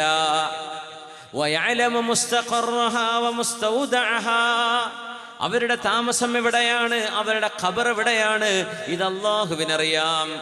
വീട് മവ്വലിലാണ്, ഖബർ മവ്വലിൽ തന്നെ ആവോ ഒന്നും നമുക്കറിയില്ല. വേറെവിടേക്കെങ്കിലും യാത്ര പോകുമ്പോൾ അവിടെ ഇവിടെ എങ്ങാനും വെച്ച് മരിക്കുകയാണെങ്കിൽ അപ്പോൾ അവിടെ മറവയ്യും. നമ്മുടെ വീട് എവിടെയാണ്? മുസ്തൗദഅഹ, നമ്മളിനി നാളെ അടക്കം ചെയ്യുന്ന സ്ഥലം എവിടെയാണ്, അതാണ് ഖബർ. എവിടെയാണ് അല്ലാഹുവേ അറിയുള്ളൂ. നമ്മൾ ഖബർ കുഴിച്ച് വെക്കാം നാട്ടിൽ, കുഴപ്പമൊന്നുമില്ല. പക്ഷെ ആ ഖബറിൽ തന്നെ വന്ന് കിടക്കുന്ന ഉറപ്പൊന്നുമില്ല. അങ്ങനെയല്ലേ? മക്കത്ത് പോയി അവിടെ നിന്ന് മരിച്ചു എന്ന് വിചാരിക്കുക, അവിടെ മറവിയും. അതല്ല അതിൽ ഖൈറായ സ്ഥലം എവിടെയുള്ളത്? മദീനയുണ്ട്. മദീനയും മക്കയും കഴിഞ്ഞ പിന്നെ എന്താ? അല്ലെങ്കിൽ മസ്ജിദുൽ അഖ്സ. മൗലാന മുഹമ്മദ് അലി ജൗഹർ ലണ്ടനിൽ നിന്ന് വരുന്ന സമയത്ത് മരിക്കുകയാണ്. എന്നെ ഒന്നുകിൽ ഇന്ത്യയിലേക്ക് എന്നെ കൊണ്ടുപോയി മറവ് ചെയ്യണം. അപ്പം അന്ന് ബ്രിട്ടീഷുകാരുടെ കയ്യിലാണ് ഇന്ത്യയുള്ളത്. അദ്ദേഹം പറഞ്ഞു, ഇന്ത്യയിലേക്ക് എൻ്റെ മയ്യത്ത് കൊണ്ടുപോകാൻ കഴിയില്ലേ, നിങ്ങൾ മസ്ജിദുൽ അഖ്സയിലേക്ക് എൻ്റെ മയ്യത്ത് കൊണ്ടുപോയി അവിടെ മറവ് ചെയ്യണം. മൗലാന മുഹമ്മദ് അലി ജൗഹറിൻ്റെ വസിയത്താണ്. ഇംഗ്ലീഷുകാർ വാക്ക് പാലിക്കാൻ ഉഷാറാണല്ലോ. ആ മയ്യത്തും കൊണ്ടവർ നേരെ മെഡിറ്ററേനിയൻ കടലിൽ കടന്ന് ജെറൂസലേമിൽ വന്നു. ഇന്ന് മസ്ജിദുൽ അഖ്സയിൽ ഖിബ്ല എങ്ങനെയാണ് എന്ന് സങ്കല്പിച്ചാൽ, ഖുബ്ബത്തു സുഹറ എന്ന് പറഞ്ഞ മെഹറാജ് പോയ പാറൻ്റെ പള്ളിയുണ്ട്. ആ പള്ളിയുടെ ഇടത് ഭാഗം സ്റ്റെപ്പ് ഇറങ്ങി താഴെ ചെന്നാൽ അവിടെ കുറച്ച് ഖബറുണ്ട്. അതിൽ കാണാം ഹാദാ ദുരീഹ് മുഹമ്മദ് അലി ജൗഹർ അൽ ഹിന്ദി, ഇന്ത്യക്കാരനായ മുഹമ്മദ് അലി ജൗഹറിൻ്റെ ഖബറാണ്. നമുക്കവിടെ ചെന്ന് ജനലിനടുത്ത് ഒന്ന് ദുആ ചെയ്യാൻ പറ്റും. അവിടെ കൊണ്ടുവന്ന് മറവ് ചെയ്തതാ. ഇന്ത്യക്കാരനാണ്, പക്ഷെ മുസ്തൗദ അല്ല വെച്ചത് ജെറൂസലേമിലാണ്, മസ്ജിദുൽ അഖ്സന്റെ മുമ്പിലാണ്. യഅലമു മുസ്തഖറഹാ വമുസ്തൗദഅഹാ. ഇതാണ് അള്ളാഹുവിൻ്റെ വിളിയാണ്. നിങ്ങൾ എവിടെയാ താമസിക്കുന്നത്, ഇനി എവിടെയാണ് നിങ്ങളെ കൊണ്ടുപോയി മറവ് ചെയ്യുന്നത്, ഇതൊക്കെ അള്ളാഹുവിനറിയാം. കുല്ലും ഫീ കിതാബിൻ മുബീൻ, എല്ലാം വ്യക്തമായ രേഖയിൽ അള്ളാഹു രേഖപ്പെടുത്തി വെച്ചിരിക്കുകയാണ്. അപ്പൊ ഈ സ്വഹാബിയെ കേൾക്കുകയാണ്, എല്ലാ ജീവികൾക്കുമുള്ള ഭക്ഷണം അള്ളാഹിന്റെ അടുത്തുണ്ട്. അപ്പൊ നമ്മൾ യമനികളായ അശാരി ജീവികൾ അള്ളാഹിന്റെ മുമ്പിൽ നിസ്സാരമല്ലേ, നമ്മുടെ ഭക്ഷണം അള്ളാഹ് ഏറ്റെടുത്തു എന്നല്ലേ പറഞ്ഞത്. അതുകൊണ്ട് മിണ്ടാണ്ട് ഞാൻ നബിയോട് ഇനി ഒന്നും പറയില്ല എന്ന് പറഞ്ഞത് തിരിച്ചു പോരാൻ. തങ്ങളോട് ഭക്ഷണം വേണമെന്ന് പറയാനാ ചെല്ലുന്നത്. അള്ളാഹ് ഭക്ഷണം ഏറ്റെടുത്തിരിക്കുന്നു എന്ന ആയത്താ നബി ഞങ്ങൾ ഓതുന്നത്. പിന്നെ അവിടെ ചെന്ന് ഭക്ഷണം തരി നബി എന്ന് പറയാൻ പറ്റില്ലല്ലോ. അപ്പൊ എന്ത് ചെയ്തു? വേഗം തിരിച്ചു പോന്നു. അദ്ദേഹം പറഞ്ഞു, മൽ അശ്അരിയൂന ബിഅഹ്വനിദ് ദവാബി അലല്ലാഹ്, അള്ളാഹിന്റെ മുമ്പിൽ അത്ര നിസ്സാരമായ ജീവികളല്ലല്ലോ അശ്അരികളായ ഞങ്ങൾ യമനികൾ. അള്ളാഹു നമ്മളൊക്കെ നോക്കുമല്ലോ. അങ്ങനെ അദ്ദേഹം റസൂലുള്ളാഹിന്റെ അടുത്തേക്ക് ചെന്നില്ല, നേരെ പോന്നു തന്റെ കൂട്ടുകാരുടെ വീട്ടിലേക്ക്. അവരോട് പറഞ്ഞു, അബ്ശിറൂ, സന്തോഷിച്ചോളൂ, അതാകുമുൽ ഗൗസ്, ഗൗസ് വന്നിരിക്കുന്നു എന്ന് പറഞ്ഞ സഹായം വന്നിരിക്കുന്നു, പേടിക്കണ്ടട്ടോ, സന്തോഷിച്ചോളൂ, അള്ളാഹിന്റെ സഹായം വന്നിട്ടുണ്ട്. അപ്പൊ അവര് വിചാരിച്ചു റസൂലുള്ളാഹിനോട് പോയി പറഞ്ഞു, തങ്ങളെ ഭക്ഷണമൊക്കെ റെഡിയാക്കി ഇപ്പൊ കൊടുത്തേക്കെന്ന് പറഞ്ഞിട്ടുണ്ടാവും. അവർ മിണ്ടാണ്ടിരിക്കുകയാണ്. അങ്ങനെ ഇരിക്കുമ്പോൾ രണ്ടാള്, ഒരു ഭക്ഷണത്തളിക നിറയെ ഭക്ഷണവും അതിൽ മാംസവുമുണ്ട്. 10-15 ആൾക്ക് കഴിക്കാനുള്ള ഭക്ഷണമുണ്ട്. അവരത്ര ആളുകളൊന്നുമില്ല. ആ തളികയും കൊണ്ട് 2 ആളുണ്ട് വന്ന് വാതിൽക്ക് മുട്ടുന്നു. അപ്പൊ അവര് വാതിൽ തുറന്നെടുത്തു. ഭക്ഷണം വെച്ചാൽ അവർ ഉറപ്പിച്ചു നബി തങ്ങൾ കൊടുത്തയച്ചതാ. കൂടുതൽ ആൾക്കാരോട് കഥ പറഞ്ഞിട്ടില്ലല്ലോ. അവരൊക്കെ ഭക്ഷണം കഴിച്ചു. വേണ്ടത്ര നന്നായി ക്ഷീണിച്ചിട്ടുണ്ട്. അവർ വലിയ യാത്ര കഴിഞ്ഞ് വരല്ലേ, ഈ പായക്കപ്പലൊക്കെ ഉള്ള യാത്രയല്ലേ, അവർ വല്ലാണ്ട് ക്ഷീണിച്ചിരുന്നു. അവർ ഭക്ഷണം കഴിച്ചു. ഭക്ഷണം കഴിച്ചപ്പോ കുറച്ച് ബാക്കിയുണ്ട്. അപ്പൊ അവര് പറഞ്ഞു, ഈ ഭക്ഷണം നമ്മൾ ഇവിടെ വെച്ച് കേടുവരുത്തണ്ടല്ലോ, തങ്ങളുടെ അടുത്ത് ഒരുപാട് അതിഥികൾ വേറെ വരുമല്ലോ, അതുകൊണ്ട് ഈ ഭക്ഷണത്തിന്റെ ബാക്കി നബി തങ്ങൾക്ക് തന്നെ തിരിച്ചു കൊടുക്കാം. ലൗ അന്നാ റദദ്നാ ഹാദാ തുആമ ഇലാ റസൂലില്ലാഹി സ്വല്ലല്ലാഹു അലൈഹി വസല്ലം യഖ്ളീ ബിഹി ഹാജ. തങ്ങളുടെ അടുത്ത് വരുന്ന ആളുകൾക്കോ തങ്ങൾക്കോ ആവശ്യമുള്ള ഭക്ഷണം ഇതുണ്ടല്ലോ, അതുകൊണ്ട് ഇത് തിരിച്ചു കൊടുക്കാം. അപ്പൊ ആ രണ്ടാളോടും പറഞ്ഞു, ഈ ഭക്ഷണം അല്ലാഹുവിന്റെ റസൂലിന് കൊണ്ടുപോയി കൊടുക്കൂ, ഞങ്ങൾക്ക് ആവശ്യമായത് ഞങ്ങൾ കഴിച്ചിട്ടുണ്ട്. അങ്ങനെ അവരാ ഭക്ഷണമായിട്ട് പോയി കേട്ടോ. പിന്നെ ഭക്ഷണം കഴിച്ച റാഹത്തായി അവർ നബിയെ കാണാൻ വേണ്ടി വരിക. യമനെന്ന് വന്നതല്ലേ, ആദ്യം ഒന്ന് വിശ്രമിക്കും. അങ്ങനെയുള്ള ദൂരയാത്ര കഴിഞ്ഞ് വരുമ്പോൾ ഒന്ന് റെസ്റ്റ് എടുക്കും, ഒന്ന് ബാത്റൂം പോകും, ഡ്രസ്സൊക്കെ ഒന്ന് മാറും, എന്നിട്ടല്ലേ വരാൻ പറ്റുള്ളൂ. ഇപ്പം നിങ്ങളുടെ മുമ്പിലേക്ക് ഞാൻ അങ്ങനെ കടന്നു വരാൻ പറ്റുമോ? ഒന്ന് വൃത്തിയായിട്ടല്ലേ വരാൻ കഴിയുള്ളൂ. അപ്പോൾ യാത്ര കഴിഞ്ഞ് വരുമ്പോൾ എന്ത് ചെയ്യും? ഒന്ന് അവർ ഭക്ഷണമൊക്കെ കഴിച്ച് വൃത്തിയായി റാഹത്തായി നബിനെ കാണാൻ വേണ്ടി വരിക. നബിയോട് പറയാണ്, യാ റസൂലല്ലാഹ് മാ റഅയ്നാ തുആമൻ അക്സറ വലാ അത്യബ മിൻ തുആമിൻ അർസൽത ബിഹി. നബിയെ, അങ്ങ് കൊടുത്തയച്ച ഭക്ഷണത്തിനോളം നല്ല ബറക്കത്തുള്ള രുചിയുള്ള നല്ല ഭക്ഷണം ഞങ്ങൾ ഇതുവരെ കണ്ടിട്ടില്ല നബിയെ. എന്തോ ഒരു നല്ല ഭക്ഷണം നബി അങ്ങ് കൊടുത്തയച്ചത്. തങ്ങൾ പറഞ്ഞു, ഞാൻ നിങ്ങൾക്ക് ഭക്ഷണം കൊടുത്തയച്ചിട്ടില്ലല്ലോ. മാ അർസൽതു ലക്കും തുആമാ, ഞാൻ കൊടുത്തയച്ചില്ലല്ലോ. അതായിരുന്നതിന്റെ ശരി. കാരണം ആ സ്വഹാബി തങ്ങളോട് പറഞ്ഞിട്ടില്ല. വമാ മിൻ ദാബത്തിൻ ഫിൽ അർദി ഇല്ലാ അലല്ലാഹി റിസ്ഖുഹാ. ഏത് കുഞ്ഞിനും വലിയവർക്കും ചെറിയവർക്കുമുള്ള ഭക്ഷണം അല്ലാഹ് ഏറ്റെടുത്ത് വെച്ചിട്ടുണ്ട്. അത് ചിലപ്പോൾ മുതലാളിമാരുടെ കയ്യിൽ കൊടുക്കും, പാവപ്പെട്ടവർക്ക് അവര് വിതരണം ചെയ്യണം. അത് മുതലാളിമാരെ പിടിച്ചു വെച്ചാൽ അവർ കുറ്റക്കാരാണ്. ലോകത്തെ എല്ലാ മനുഷ്യർക്കുമുള്ള ഭക്ഷണം ഈ ഭൂമിയിലുണ്ട്. വലിയ അത്ഭുതമാണ്. ഡെമോഗ്രാഫിക് എക്സ്പ്ലോഷൻ വരുന്നേ എന്ന് പറഞ്ഞ് ഒച്ചപ്പാട് തുടങ്ങി 990 മുതൽ 2000 വരുമ്പോഴേക്കും ജനസംഖ്യാ വിസ്ഫോടനം. ജനങ്ങളെ കൊണ്ട് ഭൂമിയിൽ നിറഞ്ഞിട്ട് തിന്നാൻ ഭക്ഷണം ഉണ്ടാവില്ല. ഈ കാണുന്ന വയലും പാടം തന്നെയല്ലേ ഉള്ളൂ. ഇപ്പോഴുള്ള ആൾക്കാർക്ക് തിന്നാനുള്ള ഭക്ഷണം. ഇനിയിപ്പോൾ ഈ ജനസംഖ്യയിൽ ഡബിളായി കഴിഞ്ഞാൽ 6 ബില്യൺ 7 ബില്യൺ ആളുകൾ ഭൂമുഖത്ത് ജീവിച്ചാൽ ഇവിടെ ഭക്ഷണത്തിന് വകണ്ടാവില്ല. അതുകൊണ്ട് ഇവിടെ ഡെമോഗ്രാഫിക് എക്സ്പ്ലോഷൻ വരികയാണ് എന്ന് പറഞ്ഞാൽ ജനസംഖ്യാ വിസ്ഫോടനം. അതൊക്കെ അള്ളാഹു തിരുത്തിയില്ലേ? അത്രക്ക് ഏറെ ഭക്ഷണമല്ലേ ഇപ്പൊ എല്ലായിടത്തും ഭക്ഷണം കൂടിയേക്കല്ലേ. അള്ളാഹുവിൻ്റെ റിസ്ക് അങ്ങനെയാണ്. നമ്മൾ വിചാരിച്ചു എല്ലാവരും ആളെണ്ണം കൂടിയ ഭക്ഷണം ഉണ്ടാവില്ല. നാളെ എത്ര റെസ്റ്റോറൻറ്റും എത്രയാ ഭക്ഷണങ്ങൾ. പക്ഷേ ചില നാടുകൾക്ക് അത് കിട്ടുന്നില്ല. ആ ഭക്ഷണം ഭൂമിയിൽ അത് ഇറക്കിയിട്ടുണ്ട്. അവർക്ക് കൊടുക്കേണ്ടവർ കൊടുക്കാതെ പിടിച്ചു വെച്ചതുകൊണ്ട് അലീതങ്ങൾ അത് വിശദമായി പറഞ്ഞു. ഭൂമിയിൽ ഒരാളും പട്ടിണി കിടന്ന് മരിക്കണില്ല. അവർക്ക് പട്ടിണിയില്ലാതെ കഴിയാനുള്ള ഭക്ഷണം അള്ളാഹ് ഭൂമിയിൽ ഇറക്കിയിട്ടുണ്ട്. മനുഷ്യനോട് ചെയ്യേണ്ട മര്യാദ ചെയ്യാത്തതിൻ്റെ പേരിൽ, ആളുകൾ ഭക്ഷണം കുമിഞ്ഞുകൂട്ടുന്നതിൻ്റെ പേരിൽ, അവരെ സ്വന്തമാക്കി വെക്കുന്നതിൻ്റെ പേരിൽ, ജനങ്ങൾക്ക് കൊടുക്കാത്തതിൻ്റെ പേരിൽ, ദാനം ചെയ്യാത്തതിൻ്റെ പേരിൽ, സഹായിക്കാത്തതിൻ്റെ പേരിലാണ് അവിടെ പട്ടിണി മരണങ്ങൾ ഉണ്ടാകുന്നത്. ഭക്ഷണം ഇല്ലാത്തത് കൊണ്ടല്ല. ഭക്ഷണം ഓരോ മനുഷ്യനും ആവശ്യമായത് റബ്ബ് തആല ഇറക്കിയിട്ടുണ്ട്. അത് ലോകത്ത് എല്ലാവരും സോഷ്യോളജിസ്റ്റുകളൊക്കെ അംഗീകരിക്കുമല്ലോ. ഭക്ഷണം അവൈലബിൾ ആണ്. പക്ഷെ ചിലയിടത്ത് ധൂർത്താ നടക്കുന്നത്, ചിലയിടത്ത് ദാരിദ്ര്യമാണ്. ഈ ധൂർത്ത് ചെയ്യുന്നത് ദാരിദ്ര്യമുള്ള നാട്ടിലേക്ക് കൊടുത്തു കഴിഞ്ഞാൽ അവർക്ക് ധാരാളമാണത്, പക്ഷെ ചെയ്യുന്നില്ല. വമാ മിൻ ദാബത്തിൻ ഫിൽ അർദി ഇല്ലാ അലല്ലാഹി റിസ്ഖുഹാ. തങ്ങൾ പറഞ്ഞു, മാ അർസൽതു ഇലൈക്കും തുആമാ. റസൂലുള്ളാഹി തങ്ങൾ ഇത് പറഞ്ഞപ്പോൾ അവരൊക്കെ അത്ഭുതപ്പെട്ടു. നബിയേ, ഞങ്ങളുടെ കൂട്ടുകാരൻ അങ്ങയുടെ അരികത്തേക്ക് പറഞ്ഞയച്ചിരുന്നല്ലോ, ഞങ്ങൾക്ക് ഭക്ഷണം വേണമെന്ന് പറഞ്ഞിട്ട്. അപ്പൊ അയാൾ വന്ന് പറഞ്ഞില്ലേ? തങ്ങൾ പറഞ്ഞില്ലല്ലോ. അപ്പൊ പിന്നെ എവിടെന്നാ ഭക്ഷണം വന്നത്? തങ്ങൾ പറഞ്ഞു, ഞാൻ കൊടുത്തയച്ചതല്ല. ഫഖാല റസൂലുള്ളാഹ്, അല്ലാഹുവിന്റെ ഹബീബ് പറഞ്ഞു, ദാക ശൈഉൻ റസഖകുമൂഹു അല്ലാഹു തആല. അല്ലാഹു നിങ്ങൾക്ക് തന്ന ഭക്ഷണമാണത്. അല്ലാഹ് ആരെക്കൊണ്ടോ നിങ്ങളുടെ മുമ്പിലേക്ക് എത്തിച്ചതാണ്. ആ വന്ന 2 ചെറുപ്പക്കാർ ഒരുപക്ഷെ അല്ലാഹുവിന്റെ മലക്കുകളായിരിക്കാം, മനുഷ്യരൂപത്തിൽ വന്നത്. അല്ലാഹ് നിങ്ങൾക്ക് തന്നു. എന്തേ? വമാ മിൻ ദാബത്തിൻ ഫിൽ അർദി ഇല്ലാ അലല്ലാഹി റിസ്ഖുഹാ. ആ ഒരു ആയത്ത് പഠിച്ചു കഴിഞ്ഞാൽ പിന്നെ ജോലി നഷ്ടപ്പെട്ട മനുഷ്യൻ കരയരുത്. കച്ചവടം നഷ്ടമായി, പൈസ നഷ്ടമായി, നിന്റെ റിസ്ക് പോയല്ലോ എന്ന് പറയല്ലേ. അല്ലാഹ് കണക്കാക്കിയത് അവിടെ സംഭവിച്ചു. പാഠം പഠിക്കേണ്ടത് പഠിക്കണം, ശരിയാണ്, തെറ്റുകൾ തിരുത്തണം. പക്ഷേ എന്റെ റിസ്ക് അവിടെ അവസാനിച്ചു എന്ന് പറയരുത്. അല്ലാഹു നിങ്ങളുടെ റിസ്ക് ഏറ്റെടുത്തിരിക്കുകയാണ്. വമാ മിൻ ദാബത്തിൻ ഫിൽ അർദി ഇല്ലാ അലല്ലാഹി റിസ്ഖുഹാ. നിങ്ങൾക്ക് വേണ്ട ജോലിയും നിങ്ങൾക്ക് വേണ്ട കച്ചവടവും നിങ്ങൾക്ക് വേണ്ട ഭക്ഷണവും അള്ളാഹുവിന്റെ ഖജനാവിലുണ്ട്. ഒരു കമ്പനിയിൽ നിന്ന് പുറത്താക്കി എന്ന് വിചാരിക്കുക, അടുത്ത കമ്പനി നിങ്ങളെ തുറന്ന് കാത്തിരിക്കുന്നുണ്ട്. ഗൾഫിൽ പണി പോയി, നാട്ടിൽ പണി ഉണ്ടാവും. നാട്ടിൽ പണി പോയി, ഗൾഫിൽ പണി ഉണ്ടാവും. വേറെ എവിടെയെങ്കിലും കാണും. നമ്മൾ വിചാരിക്കുന്നത് പോലെയല്ല അള്ളാഹുവിന്റെ തർത്തീബ്. ഇത് മുഅ്മിനായ മനുഷ്യന്റെ ഖൽബിൽ വേണം. അല്ലാത്തൊരു പേടിക്കും.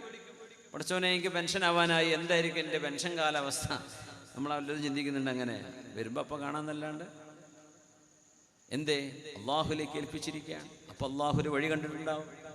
മക്കളെ കാത്തിരിക്കേണ്ട, മക്കളിലൂടെ നമുക്ക് ആശ്വാസം കിട്ടുമെന്നും വിചാരിക്കേണ്ട. തവക്കുല് മക്കളുടെ മേലല്ല, തവക്കുൽ ആരുടെ മേലാണ്? അള്ളാഹുവിൻ്റെ മേലാണ് തവക്കുലാക്കേണ്ടത്. ബാങ്ക് അക്കൗണ്ടിൻ്റെ മേലല്ല തവക്കുലാക്കേണ്ടത്. ബാങ്ക് അക്കൗണ്ട് തീർന്നാൽ പിന്നെ ഇവരുടെ വയറിന് കത്തിക്കാളിൽ വരും. എന്തേ ആകെ തവക്കുലാക്കിയത് ബാങ്കിലാണ്, അത് വയസ്സ് പോയല്ലോ എന്ന് പറയും.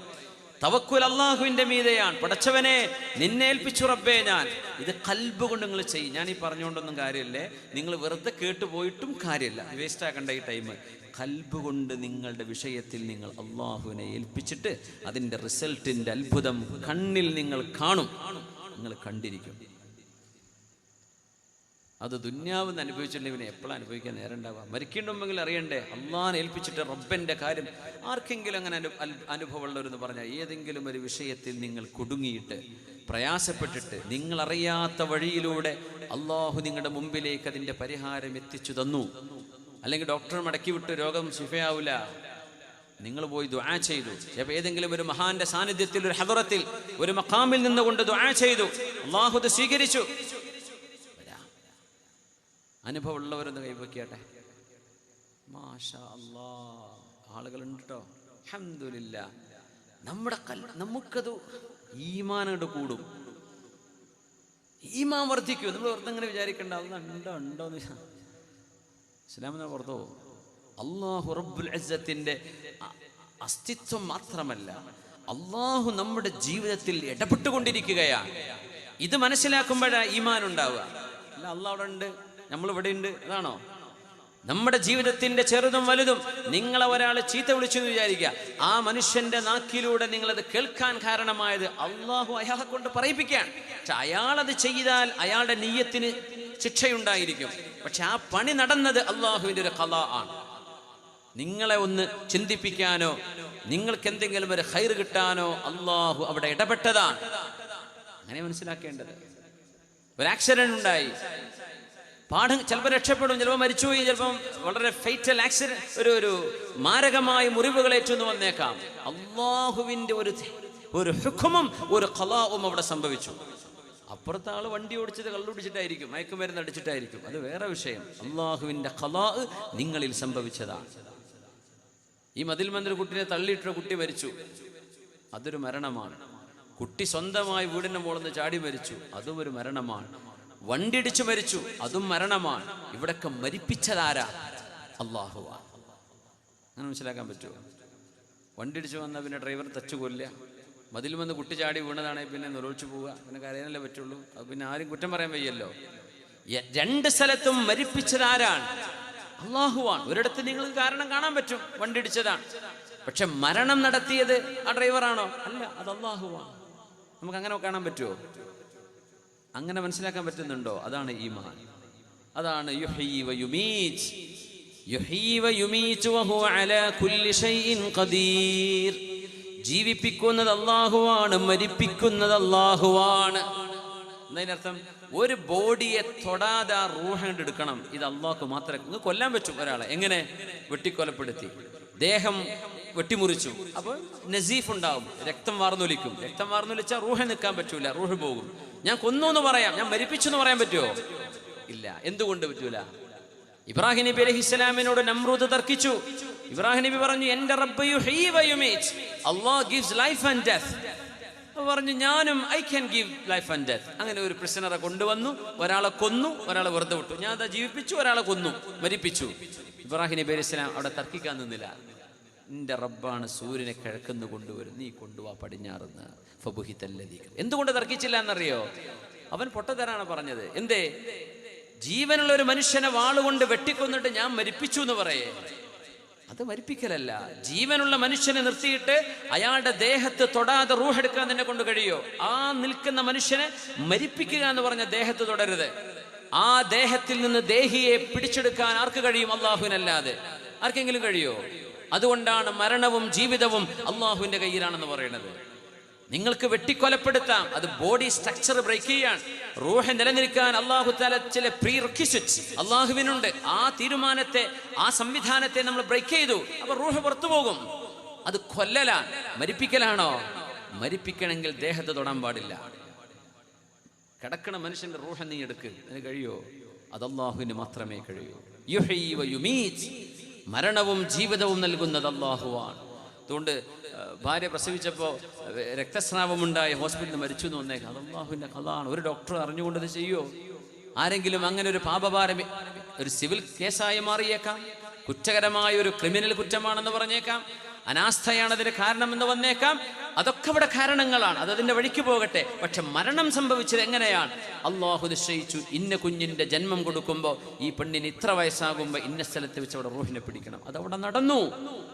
ഇത് വിശ്വസിക്കുന്ന മുമ്പിൽ പോയി പിന്നെ ഹോസ്പിറ്റലിൽ അടിച്ചു പൊളിക്കുമോ? അങ്ങനെ ചെയ്യാൻ പാടുണ്ടോ?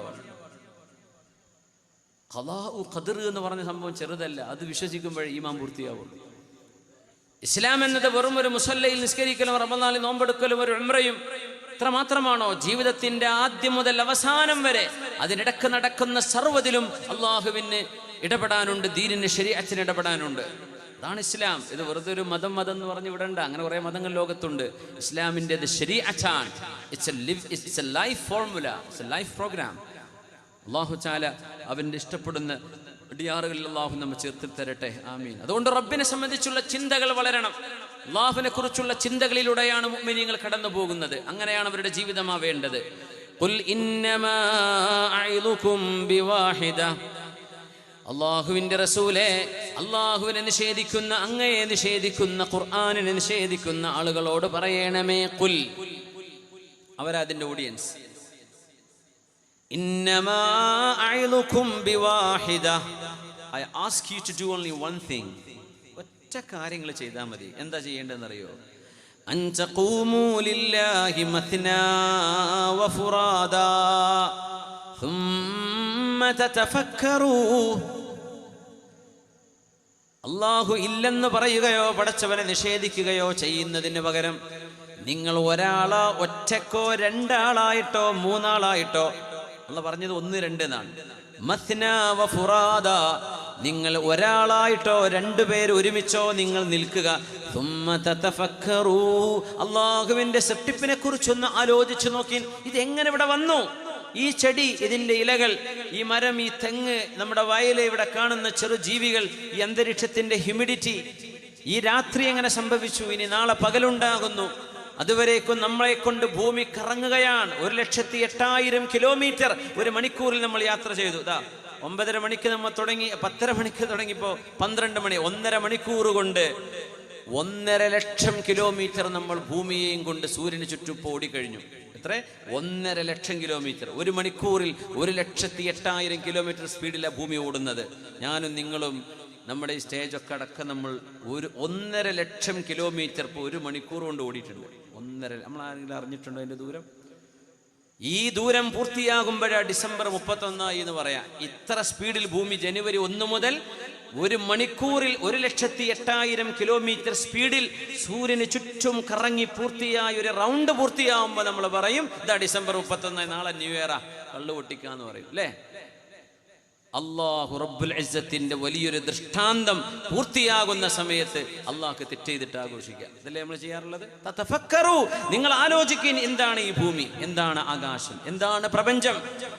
നമ്മുടെ കണ്ണിൽ കാണുന്ന ഈ നക്ഷത്രങ്ങളുടെ പ്രകാശം ഇപ്പം ഉണ്ടാകും. ആ നക്ഷത്രം എത്രയോ നൂറ്റാണ്ടുകൾക്ക് മുമ്പ് കരിഞ്ഞു പോയിട്ടുണ്ടാവുന്ന, ഇപ്പൊ ഈ കാണുന്ന നക്ഷത്രങ്ങളുടെ ഈ പ്രകാശം കാണുന്നില്ലേ? ആ പ്രകാശം ഇപ്പൊ അവിടെ ഉണ്ടാവണമെന്നില്ല എന്നാണ്. എന്തേ? ആ പ്രകാശം നമ്മിലേക്ക് എത്തുന്നത് ഇപ്പോഴാണ്. അതിൻ്റെ എത്രയോ വർഷങ്ങൾക്ക് മുമ്പ് അതൊരു ഡാർക്ക് മാറ്ററായി മാറിയിട്ടുണ്ടായിരിക്കാം, നമുക്ക് പോലും അറിയില്ല. പ്രപഞ്ചം ഇങ്ങനെയൊക്കെ പറഞ്ഞാലും, ബില്യൺ കണക്കിന് നക്ഷത്ര താര സമൂഹങ്ങളുണ്ടെന്ന് പറഞ്ഞാലും, ദ ഫാർദസ്റ്റ് സ്റ്റാർ, നമ്മളിൽ നിന്ന് ഏറ്റവും ദൂരെ കിടക്കുന്ന നക്ഷത്രം ഇവിടെ നിന്ന് 24 ബില്യൺ പ്രകാശവർഷം അകലെയാണ് കിടക്കുന്നത്. 24 ബില്യൺ. മില്യൺ എന്ന് പറഞ്ഞാൽ 10 ലക്ഷമാണ്. 100 10 ലക്ഷം കൂടുമ്പോഴാണ് ഒരു ബില്യൺ ആവുക. അങ്ങനെ 24 ബില്യൺ വർഷങ്ങൾ, ഒരു സെക്കൻഡിൽ 3 ലക്ഷം ദൂരം യാത്ര ചെയ്യുന്ന പ്രകാശം ഇത്രയും കൊല്ലങ്ങൾ യാത്ര ചെയ്താൽ എത്തുന്ന ദൂരമാണ് ഈ പറഞ്ഞ 24 ബില്യൺ പ്രകാശവർഷം എന്ന് പറഞ്ഞു. എങ്ങനെ? ഒരു സെക്കൻഡിൽ പ്രകാശം യാത്ര ചെയ്യുന്നത് 3 ലക്ഷം കിലോമീറ്റർ. സെക്കൻഡിൽ 2 സെക്കൻഡ് ആയപ്പോഴേക്കും 6 ലക്ഷം കിലോമീറ്റർ എത്തി. ഒരു സെക്കൻഡിൽ 3 ലക്ഷം കിലോമീറ്റർ. അതാ പ്രകാശത്തിന്റെ വേഗത, സൂര്യപ്രകാശത്തിന്റെ ആ വേഗതയുള്ള സാധനം ഒരു മിനിറ്റ് യാത്ര ചെയ്യുമ്പോൾ എത്ര കിലോമീറ്റർ ഓടും? ഒരു സെക്കൻഡിൽ 3 ലക്ഷം ആണെങ്കിൽ 10 ലക്ഷം കൊല്ലം യാത്ര ഉണ്ടായിരിക്കും, എത്ര കിലോമീറ്റർ ഓടും?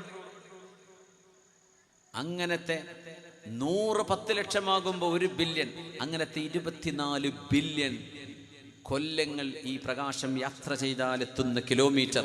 അവിടെയാണ് ഇപ്പൊ കണ്ട അവസാനത്തെ നക്ഷത്രം കാണുന്നത്. അതിനപ്പുറത്തേക്ക് ഇനിയുണ്ട്, കാണാൻ പറ്റുന്നില്ല. ഈ കണ്ട ലോകമൊന്നാകെ ഈ പ്രപഞ്ചത്തിന്റെ 4% ആയിട്ടുള്ളൂ. നീ 96% കണ്ടുപിടിക്കാനാണ്. ഇതൊക്കെ നിങ്ങൾ ആലോചിക്കുന്നില്ലേ? സുമ്മത തഫക്കറു. നിങ്ങൾ എന്താണ് സയൻസ് പഠിക്കാത്തത്? എന്തുകൊണ്ട് നിങ്ങൾ ആസ്ട്രോണമി പഠിക്കുന്നില്ല? അപ്പൊ ആസ്ട്രോളജിയാ നോക്കല്, ഇങ്ങനെ ശകുനം നോക്കുക, രാശി നോക്കുക. ഹറാമാണ്, നമുക്ക് പാടില്ലത്. ഇസ്ലാം എന്ന് പുറത്തു പോകും. എൻ്റെ രാശി ഏതാ, ഞാൻ ഏത് നാളിലാ ജനിച്ചത്, എൻ്റെ നക്ഷത്ര വാരഫലം വെറുതെ വായിച്ചാൽ 40 ദിവസത്തെ നിസ്കാരം നോമ്പ് അല്ലാഹു സ്വീകരിക്കൂല. അതെങ്ങാനും വിശ്വസിച്ചു എൻ്റെ രാശി ഇന്നതാണ് എന്ന് നക്ഷത്ര വാരഫലം വായിക്കുകയോ ചിന്തിക്കുകയോ വിശ്വസിക്കുകയോ ചെയ്തു പോയാൽ ഫഖദ് കഫറ ബിമാ ഉൻസില അലാ മുഹമ്മദിൻ, അഷ്റഫുൽ ഖൽഖ് തങ്ങളുടെ ദീനിൽ നിന്ന് അവർ പുറത്തുപോയി.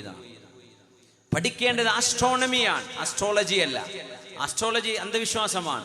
ആസ്ട്രോണമി സ്പേസ് സയൻസ് ആണ്, ആകാശ ലോകങ്ങളെ കുറിച്ചുള്ള പഠനമാണ്. സോളജി പഠിക്കണം, ബോട്ടണിയും കെമിസ്ട്രിയും ഫിസിക്സും പഠിക്കണം. ഭൂമിയെക്കുറിച്ചുള്ള പഠനം നടക്കണം. ഭൂമിയെക്കുറിച്ചുള്ള, ഭൂമിയുടെ ഭൂഗർഭ വസ്തുക്കളെ സംബന്ധിച്ചുള്ള പഠനങ്ങൾ, ജിയോളജി പഠിക്കണം, ജിയോഗ്രഫി പഠിക്കണം. ഇതൊക്കെ പഠിക്കുമ്പോൾ അല്ലാഹുവിനെ മനസ്സിലാവും. ഇതൊക്കെ വെറുതെ ഉണ്ടാവോ? ഉണ്ടാവില്ല, തീർച്ചയാണ്. ഞാനിവിടെ മൈക്കിൽ സംസാരിക്കുമ്പോൾ എൻ്റെ ശബ്ദം ഈ മൈക്കിലൂടെ കടന്നു വന്ന സ്പീക്കറിലൂടെ നിങ്ങളുടെ മുമ്പിലേക്ക് എത്തുന്നതിന് എത്രയായിരം ടെക്നോളജിയുടെ സഹായം ആവശ്യമായി വന്നിട്ടുണ്ട്. ഈ ഇലക്ട്രിസിറ്റി, ഈ സാധനം ഇൻവെന്റ് ചെയ്യണം. സൗണ്ട് വേവുകളുടെ പ്രവർത്തനങ്ങളെ പഠിക്കണം. അത് ഈ ക്ലാരിറ്റിയിൽ കിട്ടണം. അതിനാവശ്യമായ മോണിറ്ററുകൾ, ആംപ്ലിഫയറുകൾ, അതിൻ്റെ ഓപ്പറേറ്റർമാർ വർക്ക് ചെയ്യണം. ഇതൊക്കെ നിസ്സാരമാണോ എന്ന് വിചാരിക്കുന്നതൊക്കെ നമ്മുടെ കൈ നിസ്സാരമാണോ? നമ്മുടെ മൊബൈൽ ഫോൺ. ഈ സീറ്റിലിരിക്കുന്ന ഒരാൾ, ഇപ്പം ഇവിടെ മമ്മിച്ചിരിക്കുന്നുണ്ട്, അവിടെ മാണിക്കോത്ത മമ്മിച്ചിരിക്കുന്നുണ്ട്, നമ്മുടെ കാഞ്ഞങ്ങാട്ട മമ്മിച്ച, 2 മമ്മിച്ചമാർ ഫോൺ എടുത്തിട്ട് ഒരാൾ അടുത്ത ആളുടെ നമ്പറിലേക്ക് വിളിച്ചാൽ ഈ ഫോൺ, ഈ മൊബൈലിൽ ഈ ഒരു 2 മീറ്റർ ദൂരമല്ല യാത്ര ചെയ്യുന്നത്, 10,000 കിലോമീറ്റർ ആകാശത്തേക്ക്, സാറ്റലൈറ്റിലേക്ക് ഇത് പോകണം. ഇതിന്റെ സിഗ്നൽ, ഇതിന്റെ റിസീവർ ഇവിടെ എടുക്കണം. ആ റിസീവറിൽ നിന്ന് സാറ്റലൈറ്റിൽ പോകണം. സാറ്റലൈറ്റിൽ നിന്ന് ഏത് നമ്പറിലാണ് വന്നത് അതിന്റെ കൃത്യമായ ഫ്രീക്വൻസി മനസ്സിലാക്കി ഇതിനാവശ്യമായ ടവറിലേക്ക് സാറ്റലൈറ്റിൽ നിന്നും സിഗ്നൽ ഇവിടുത്തെ റിസീവറിൽ കിട്ടണം. എന്നിട്ട് ആ പറഞ്ഞ ആളെ മൊബൈലിലേക്ക് വരണം. ഇതൊക്കെ നടക്കുന്നത് മൈക്രോ സെക്കൻഡ് കൊണ്ടാണ്. ഇപ്പൊ വിളിച്ച അവിടെ താഴെ വീട്ടിൽ നിന്ന് താഴെ ഇരിക്കുന്ന വാപ്പ മേലിരിക്കുന്ന മോളെ വിളിക്കുന്ന ഫോണിൽ വിചാരിക്കുമ്പോൾ എത്ര ആകെ 5 മീറ്റർ നടന്നിട്ടുണ്ടാവുള്ളൂ ഫോൺ യാത്ര ചെയ്ത്. ഫോൺ സിഗ്നൽ യാത്ര ചെയ്തത് 10,000 കിലോമീറ്ററാണ്. 10,000 കിലോമീറ്ററാണ്. എന്നിട്ടേ ഈ വരുന്നത്. നമ്മുടെ കയ്യിൽ നിന്ന് ഇങ്ങനെയല്ല കണക്ഷൻ, മേലേക്ക് പോയിട്ടാണ് കണക്ഷൻ വരുന്നത്. ഇതൊക്കെ നിസ്സാരമാണോ? അൻത തഫക്കറു. ഇങ്ങനെയൊക്കെ ചിന്തിക്കാനും സംവിധാനിക്കാനുമുള്ള ബുദ്ധിയും ബ്രെയിനും ഒരു കുരങ്ങിൽ നിന്ന്, ചിമ്പാൻസിയിൽ നിന്ന് പരിണാമം സിദ്ധിച്ചു എന്ന് പറയുന്ന മനുഷ്യ ബ്രെയിൻ, മനുഷ്യന് വിശ്വസിക്കാൻ പറ്റുന്നുണ്ടോ ഈ സിദ്ധാന്തം? കുരങ്ങിന്റെ ബുദ്ധിയാണ് ഇങ്ങനെ മാറി മറിഞ്ഞത്. ഇങ്ങനെയാണ് എത്ര കുരങ്ങന്മാർക്ക് ബുദ്ധി വേണം? ഏതെങ്കിലും ഒരു ചിമ്പാൻസി ഇങ്ങനെ ഒരു ബ്രെയിൻ എക്സലൻസ് കാണിച്ചിട്ടുണ്ടോ? ഇല്ല. മനുഷ്യന്റെ ബുദ്ധി ഒന്ന് വേറെയാണ്. മനുഷ്യനെ മനുഷ്യനായി പടച്ചു. പരിണാമങ്ങൾ വേറെ ജീവികൾ നടന്നിരിക്കാം, നമുക്ക് നിഷേധിക്കാനും അത് അവകാശപ്പെടാനും കഴിയില്ല. ആവാം, it's A possibility, may or may not be. പക്ഷെ മനുഷ്യനായിട്ടാണല്ലോ മനുഷ്യനെ പടച്ചത്. ആദം നബി അലൈഹിസ്സലാം ഖലഖല്ലാഹു ആദമ അലാ സൂറതിഹി. ആദം നബി അലൈഹിസ്സലാമിന്റെ അതേ രൂപത്തിലാണ് ആദം നബിയെ പടച്ചത്. എങ്ങനെയല്ല, ഒരു മൃഗത്തിന്റെ കോലത്ത് നിന്ന് മാറ്റിയതല്ല, ഒരു കുട്ടിയായി വലുതായതല്ല. ആദം അലൈഹിസ്സലാമിന്റെ 60 മുഴമുള്ള നീളം, ഹൈറ്റും വെയിറ്റും മഹാനവറുകൾക്ക് നൽകിയ ചിന്തിക്കാനും സംസാരിക്കാനും the ability to articulate, ഇതൊക്കെ ആദം നബി അലൈഹിസ്സലാമിനെ സൃഷ്ടിച്ചപ്പോഴേ അല്ലാഹു കൊടുത്തതാ. മനുഷ്യൻ ഭാഷയില്ലാതെ അലഞ്ഞു തിരിഞ്ഞ് നടന്നിട്ടില്ല. മനുഷ്യൻ ഭക്ഷണം എങ്ങനെയാണ് കഴിക്കേണ്ടത്, എങ്ങനെയാണ് കൃഷി ചെയ്യേണ്ടത് എന്നറിയാതെ, ഭാഷയില്ലാതെ, ആംഗ്യഭാഷ, ഇതൊക്കെ മനുഷ്യനുണ്ടാക്കിയ ഹൈപ്പോത്തസിസ് ആണെന്നാണ് ഞാൻ വിശ്വസിക്കുന്നത്. അത് നമ്മുടെ പാഠപുസ്തകങ്ങൾ പഠിപ്പിക്കപ്പെടുന്നു. ഓക്കെ, എക്സാമിന് വേണ്ടി നമ്മൾ പഠിക്കേണ്ടി വരും. പക്ഷേ ഹ്യൂമൻ ലോജിക്ക് അത് അംഗീകരിക്കുന്നില്ല. സത്യസന്ധരായ സയന്റിസ്റ്റുകൾ അത് അംഗീകരിക്കുന്നില്ല. ചാൾസ് ഡാർവിന് തെറ്റുപറ്റി എന്നവർ പറയുന്നു. മിസ്സിംഗ് ലിങ്ക്സ് അവിടെ ലഭ്യമാണ്. അദ്ദേഹം പോയ ആ ഒരു മരുഭൂമിയിലെ അല്ലെങ്കിൽ ഐലൻഡിലെ പ്രത്യേകമായ ചില ജീവജാലങ്ങളിൽ ഇത് സത്യമായിരിക്കാം. പക്ഷേ എല്ലാ ജീവികളും പരിണമിച്ചതല്ല. ജീവന്റെ ഉറവിടം എവിടെയാണ്? Where is the origin of life? ഭൂമിയിലാണോ?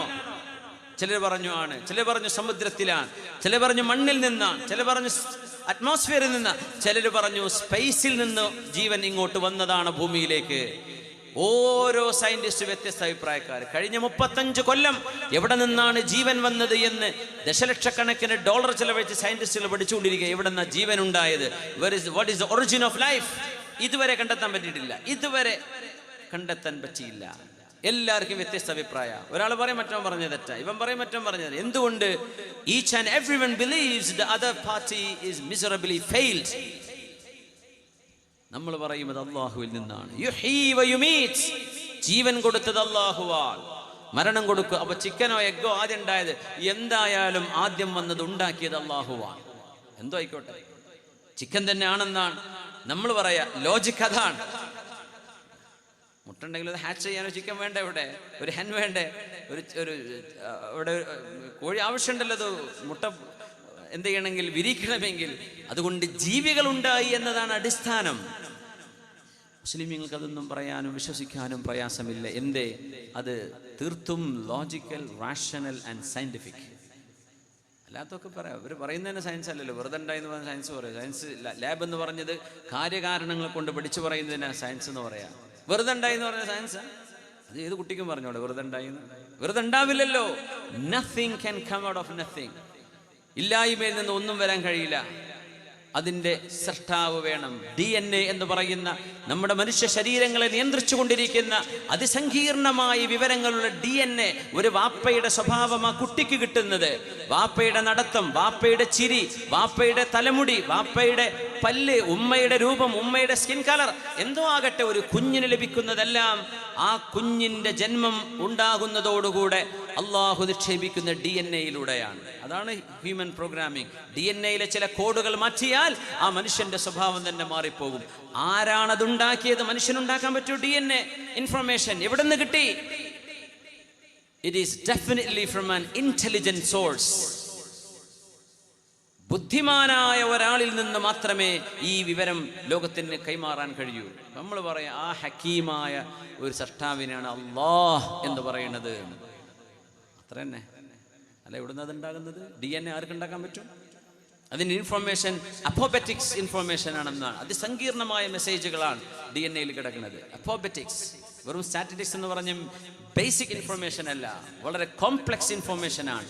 അത് കിട്ടണമെങ്കിൽ ഹക്കീമായ, അലീമായ, എല്ലാം അറിയുന്ന തത്വജ്ഞാനിയായ ഒരാളിൽ നിന്ന് മാത്രമേ. It should definitely come from an intelligent source. ഇത് സയൻസ് പറയാൻ.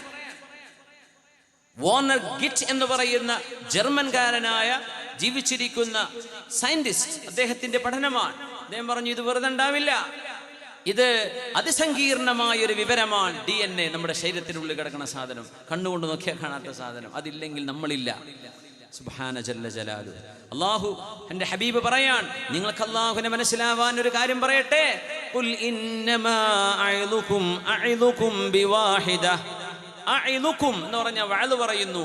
ഞാൻ നിങ്ങളോട് പറയുന്ന കാര്യം ഒന്ന് മാത്രമാണ്. അൻ തഖൂമൂ ലില്ലാഹ്. അല്ലാഹുവിനെ മനസ്സിലാക്കാൻ വേണ്ടി, അല്ലാഹുവിന് വേണ്ടി നിങ്ങളൊന്ന് എഴുന്നേറ്റ് നിൽക്കിൻ. മസ്ന, രണ്ടാളുകളായിട്ടോ, വഫുറാദ, ഒറ്റക്കോ. എന്നിട്ട് അല്ലാഹുവിനെ പറ്റി നിങ്ങൾ ആലോചിക്കണമേ. പടച്ചവനെ പറ്റി ചിന്തിക്കുക, മനസ്സിലാവും. യാ അല്ലാഹ്, തഫക്കുറു സഅത്തിൻ ഖൈറും മിൻ ഖിയാമി ലൈല. ഒരു രാത്രി മുഴുവൻ നിന്ന് നിസ്കരിക്കുന്നതിനേക്കാളും കൂലിയാണ് 1 മണിക്കൂർ അല്ലാഹുവിനെ കുറിച്ച് ചിന്തിക്കുന്നത് എന്ന് ഇബ്നു അബ്ബാസ് റളിയല്ലാഹു അൻഹുമാ. 1 മണിക്കൂർ അല്ലാഹുവിനെ പറ്റി ചിന്തിച്ചത്. നമ്മൾ ഈ സദസ്സിൽ ഇരുന്നതിന് ശേഷം 1 മണിക്കൂർ കഴിഞ്ഞ് 2 മണിക്കൂർ ആവാനായി. 1 മണിക്കൂർ ചിന്തിച്ചാൽ തന്നെ ഈ രാത്രി മുഴുവൻ നിന്ന് നിസ്കരിച്ചതിന്റെ പ്രതിഫലമാണ്. ഫിക്റു സഅത്തിൻ ഖൈറും മിൻ ഇബാദത്തി 60 സന. 60 വർഷം ഇബാദത്ത് ചെയ്യുന്നതിനേക്കാളും വലിയ പ്രതിഫലം 1 മണിക്കൂർ നേരം ഗവേഷണം ചെയ്യുന്ന, പഠനം ചെയ്യുന്ന അള്ളാഹുവിനെ സംബന്ധിച്ച് ചിന്തിക്കുന്ന 1 മണിക്കൂർ നേരത്തെ ഇബാദത്ത്, ആ ചിന്ത ഒരു ഇബാദത്താണ്. ആ ചിന്തക്ക് അള്ളാഹു 60 വർഷത്തെ ഇബാദത്തിന്റെ കൂലി നൽകുന്നു. ഫഫീ കുല്ലി ശൈഇൻ ലഹു ആയത്തുൻ തദുല്ലു അലാ അന്നഹു വാഹിദു ഫമാ തുബ്സിറുൽ ഐനു മിൻ കായിനിൻ ولو كان أدون من ذرة تلاقيه إلا دليلا على إله عظيم له قدرته.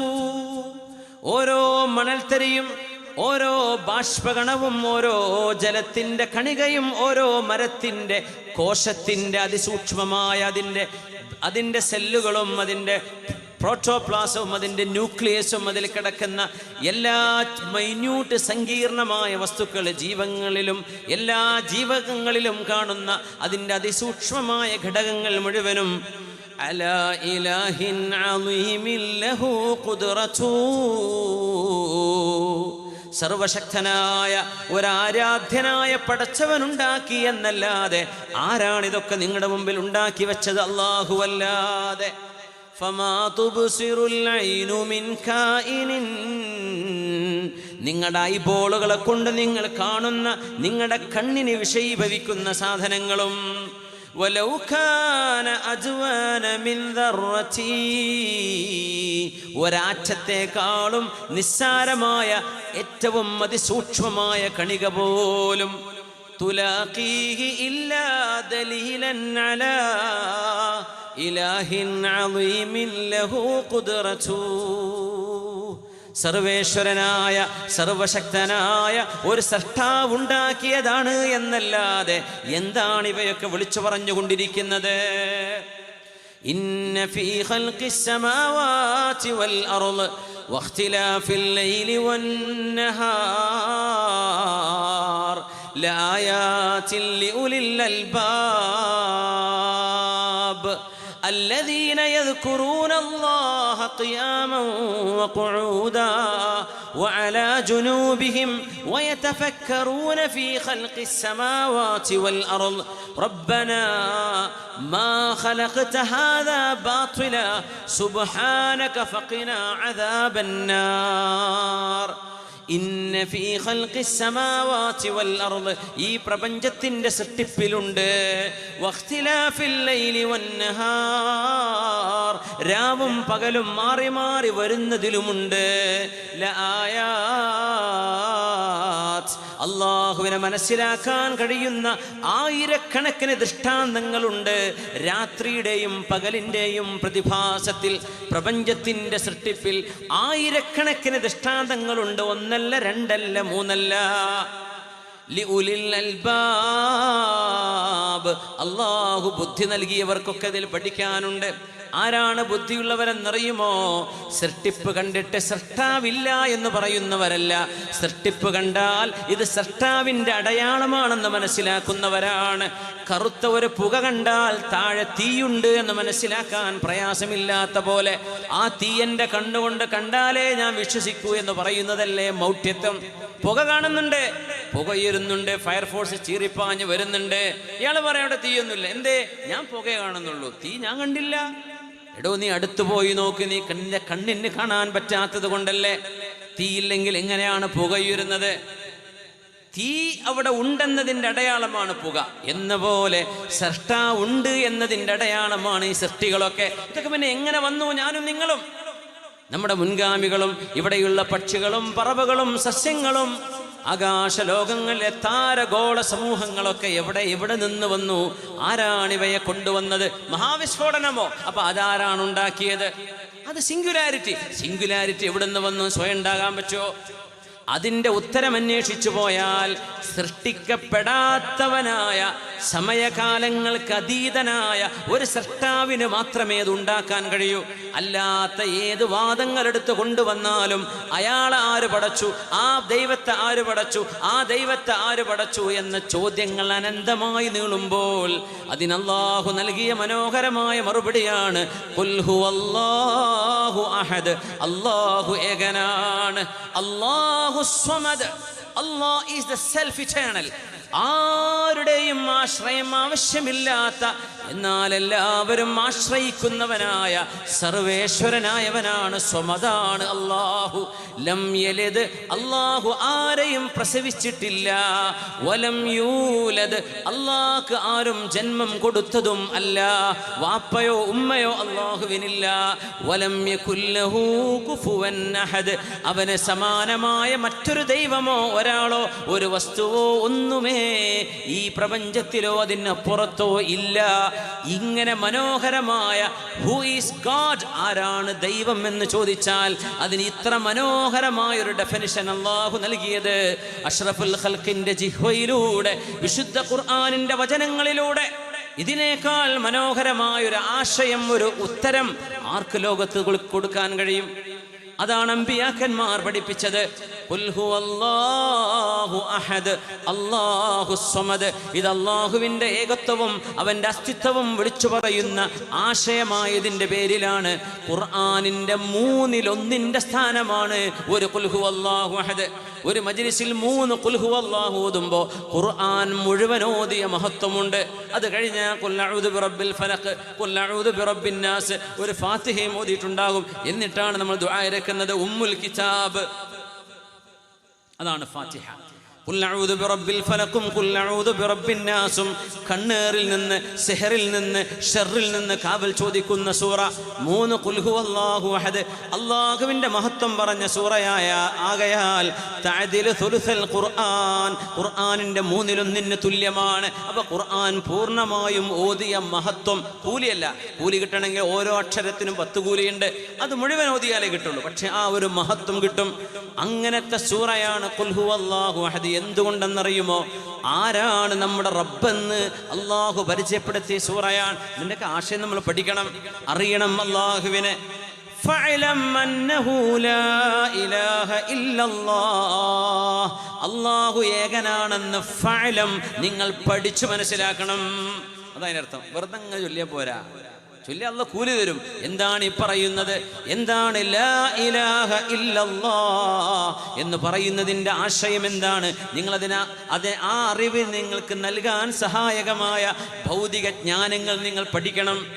അതിനാവശ്യമായ സയൻസ് പഠിക്കണം, ജിയോഗ്രഫി പഠിക്കണം, ആസ്ട്രോണമി പഠിക്കണം, സയൻസ്, മെഡിക്കൽ സയൻസ് പഠിക്കണം. ഇതൊക്കെ പഠിക്കുമ്പോഴാണ് ഇലാഹായ അള്ളാഹുവിനെ മനസ്സിലാക്കാൻ കഴിയുന്നത്. ഫഅലം അന്നഹു ലാ ഇലാഹ ഇല്ലല്ലാഹ്, ലാ ഇലാഹ ഇല്ലല്ലാഹ് എന്ന് ചൊല്ലണേ എന്നല്ല പറഞ്ഞത്. അവിടെ എന്താ പറഞ്ഞത്? ഫഅലം, നിങ്ങൾ അറിയണം, നിങ്ങൾ പഠിക്കണം. എന്ത് പഠിക്കണം? അന്നഹു, തീർച്ചയായും കാര്യം, ലാ ഇലാഹ ഇല്ലല്ലാഹ്, there is no deity worthy of worship except Allah, ആരാധനക്കർഹതയുള്ള ഒരു ദൈവമോ ഒരു പടച്ചവനോ അല്ലാഹു ജല്ല ജലാലുഹു അല്ലാതെ ഇല്ല എന്ന ഖുർആനിൻ്റെ ഈ ആശയം നിങ്ങൾ പഠിക്കണം. മുസ്ലിമീങ്ങൾ, നമ്മൾ അറിയണം എന്താണ് ലാ ഇലാഹ ഇല്ലല്ലാഹിന്റെ അർത്ഥം എന്ന്. അതാരെയും വേദനിപ്പിക്കാനോ ആരെയും ഇകഴ്ത്താനോ ഒന്നുമല്ല. നമ്മുടെ വിശ്വാസം അതാണ് പ്രവാചകന്മാർ മുഴുവൻ ലോകത്ത് പഠിപ്പിച്ചത്. ആദം നബി മുതൽ ഇബ്രാഹിം നബിയിലൂടെ, സുലൈമാൻ നബിയിലൂടെ, ദാവൂദ് നബിയിലൂടെ, മൂസ നബിയിലൂടെ, യേശു ക്രിസ്തു എന്ന് വിളിക്കപ്പെടുന്ന ഈസാ നബിയിലൂടെ, മുഹമ്മദ് റസൂലുള്ളാഹി തങ്ങളിലൂടെ അമ്പിയാക്കന്മാർ മുഴുവൻ പഠിപ്പിച്ചത് അതാണ്, ലാ ഇലാഹ ഇല്ലല്ലാഹ്. അല്ലാഹുവിനോട് മൂസ നബി ചോദിച്ചു, പടച്ചവനെ അല്ലിംനി, പടച്ചവനെ എനിക്ക് പ്രത്യേകമായൊരു ദുആ പഠിപ്പിക്കണമേ. ഉനാജീക വഅബ്ദുക ബിഹാ, എനിക്ക് പ്രത്യേകമായിട്ട് നിന്നോടൊന്ന് പറയാൻ പറ്റുന്ന ഒരു ദുആ, അത് വെച്ചുകൊണ്ട് റബ്ബേ എനിക്ക് നിന്നോടൊന്ന് ദുആ ചെയ്യണം, നീയുമായി ഒന്ന് സംവദിക്കണം, അതിൻ്റെ ഒരു ദുആ ഒരു ദിക്ർ പഠിപ്പിച്ചു തരണേ. അല്ലാഹു പറഞ്ഞു മൂസ നബിയെ, ഖുൽ ലാ ഇലാഹ ഇല്ലല്ലാഹ്, ലാ ഇലാഹ ഇല്ലല്ലാഹ് എന്ന് ചൊല്ലിക്കോളി മൂസ നബിയെ. മൂസ നബി പറഞ്ഞു, അല്ലാഹ് കുല്ലുന്നാസി യഖൂലൂന ലാ, എല്ലാവരും ലാ ഇലാഹ ഇല്ലല്ലാഹ് എന്നല്ല പറഞ്ഞു, അതുകൊണ്ട് വല്ല എനിക്ക് പ്രത്യേകമായിട്ട് വല്ലതും തരണം. കുല്ലുന്നാസി, എല്ലാവരും ലാ ഇലാഹ ഇല്ലല്ലാഹ് എന്നല്ലേ പറയുന്നത് പടച്ചോനെ. അപ്പോൾ അതൊരു സ്പെഷ്യലൊന്നും അല്ലല്ലോ, എനിക്ക് പ്രത്യേകമായിട്ടൊന്ന്. മൂസാ നബി ഭയങ്കര രസമാണ്. അള്ളാഹുവിനോട് ഇത്ര ഫ്രാങ്കായിട്ട് സംസാരിച്ച മറ്റു നബിയെ കാണാൻ കഴിയില്ല. മൂസാ നബി അലൈഹിസ്സലാമിൻ്റെ റബ്ബുമായുള്ള ഒരുപാട് ഇതുപോലെയുള്ള ഹിവാറുകളുണ്ട്, സംഭാഷണങ്ങളുണ്ട്. പടച്ചവൻ അള്ളാഹുവിനോട് ചോദിക്കുകയാണ്, റബ്ബേ ഒരു പ്രത്യേകമായ ദിക്ർ എനിക്ക് പഠിപ്പിച്ചുതാ, എനിക്ക് നിന്നോട് ആ ദിക്ർ വെച്ച് നീയുമായി എനിക്ക് സംഭാഷണം ചെയ്യണം. പറഞ്ഞു, ഖുൽ ലാ ഇലാഹ ഇല്ലല്ലാഹ്. മൂസാ നബി പറയാം, കുല്ലുന്നാസി യഖൂലൂന ലാ ഇലാഹ, എല്ലാവരും ലാ ഇലാഹ ഇല്ലല്ലാഹ് എന്നല്ലേ പറയുന്നത് പടച്ചോനെ, എനിക്കതൊന്നും പോരാ, വേറൊന്ന് വേണമെന്ന് പറഞ്ഞു. മൂസ നബിയെ നിങ്ങൾക്കറിയുമോ ലാ ഇലാഹ ഇല്ലല്ലാഹ് എന്താണെന്ന്? ലൗ ദഅതിസ് സമാവാതു വൽ അർളൂന ഫീ കിഫ്ഫത്തിൻ വലാ ഇലാഹ ഇല്ലല്ലാഹു ഫീ കിഫ്ഫത്തിൻ ലതാശതിസ് സമാവാതു വൽ അർള് വസഖലത് ലാ ഇലാഹ ഇല്ലല്ലാഹ്. ആകാശലോകങ്ങളായ ഗോളങ്ങളും താരകങ്ങളും ഗ്രഹങ്ങളും എല്ലാ സൃഷ്ടികളും ഒരു തുലാസിന്റെ ഒരു ഭാഗത്ത് ഒരു തട്ടിൽ ലാ ഇലാഹ ഇല്ലല്ലാഹയെ മാത്രം മറ്റൊരു തട്ടിലും വെച്ച് തൂക്കി നോക്കിയാൽ ലതാശതിസ് സമാവാതു വൽ അർള്, ആകാശഭൂമികൾ നിൽക്കുന്ന, ഈ ഭൂമി മണ്ണ് നിൽക്കുന്ന, മഹാപർവ്വതങ്ങൾ നിൽക്കുന്ന ഈ തുലാസിന്റെ തട്ട് ഖനം കുറയും മൂസ നബിയെ. വസഖുലത് ലാ ഇലാഹ ഇല്ലല്ലാഹ്, ലാ ഇലാഹ ഇല്ലല്ലാഹയാണ് ഭാരം നിൽക്കുക. ആ കലിമത്ത് പോരെ നിങ്ങൾക്ക്? അത് പോരെ നിങ്ങൾക്ക്? മതി റബ്ബേ, എന്നാ പിന്നെ മതി മതി മതി മതി മതി. അതുകൊണ്ടാണ് അഫ്ളലു മാ ഖുൽതു വന്നബിയൂന മിൻ ഖബലി ലാ ഇലാഹ ഇല്ലല്ലാഹ്, ഞാനും എൻ്റെ മുൻഗാമികളായ പ്രവാചകന്മാരും പറഞ്ഞതിൽ വെച്ച് ഏറ്റവും നല്ല വചനം ലാ ഇലാഹ ഇല്ലല്ലാഹയാണ്. അലൈഹാ നഹ്യാ, ആ കലിമത്തിലാണ് നമ്മൾ ജീവിക്കുന്നത്. വഅലൈഹാ നമൂതു, ആ കലിമയിലാണ് നമ്മൾ മരിക്കാൻ ആഗ്രഹിക്കുന്നത്. വഅലൈഹാ നുബഅസു ഇൻഷാ അല്ലാഹ്, നാളെ പരലോകത്തേക്ക് വരുമ്പോഴും ലാ ഇലാഹ ഇല്ലല്ലാഹ് നമ്മുടെ കൂടെ വേണം. അല്ലാഹു നമ്മളെ സഹായിക്കട്ടെ. നമ്മുടെ സമയമായി, നിങ്ങളോട് പറഞ്ഞ സമയമായി.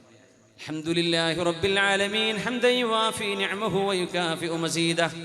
അല്ലാഹുമ്മ സ്വല്ലി അലാ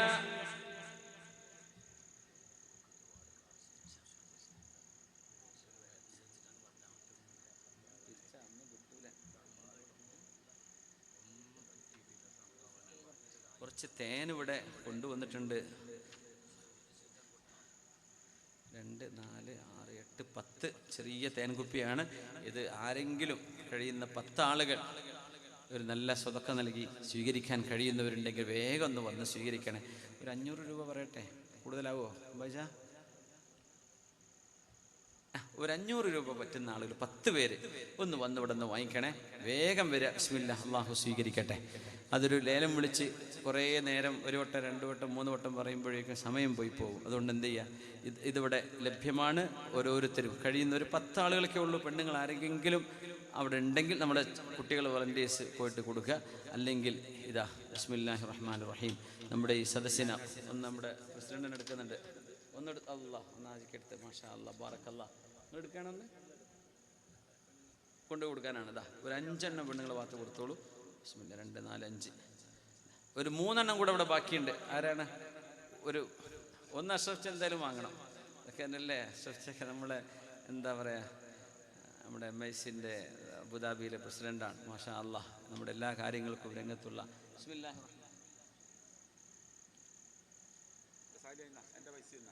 ഒന്നും കൂടെ, ഒരാളും കൂടെ. ബിസ്മില്ലാ. ഒരാൾക്കും കൂടെ. മോനെ കഴിഞ്ഞല്ലോ. അൽഹംദുലില്ലാഹ്. കുടുക്കി വിട്ടു.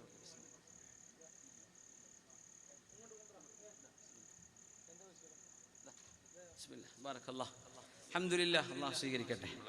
അബുദാബി, അജ്മാൻ, ഷാർജ കമ്മിറ്റികളൊക്കെ നമ്മുടെ ഉറൂസിലേക്ക് സംഭാവന അറിയിച്ചിട്ടുണ്ട്. അല്ലാഹു അത് ഖബൂൽ ചെയ്യട്ടെ, അല്ലാഹു സ്വീകരിക്കട്ടെ. ഒരു 4 എണ്ണം കൂടെ അവിടെ ഉണ്ട്. അൽഹംദുലില്ലാഹ്, ഒന്ന് പെട്ടെന്ന് വന്ന് സ്വീകരിക്കാം. അല്ലാഹു തആല സ്വീകരിക്കട്ടെ, ഖബൂലാക്കട്ടെ. പരിപാടി നാളെ ഉണ്ടോ? നാളെ ലാസ്റ്റാണ് അല്ലേ? അൽഹംദുലില്ലാഹ്, അല്ലാഹു തആല നമ്മുടെ പരിപാടി വിജയിപ്പിക്കട്ടെ.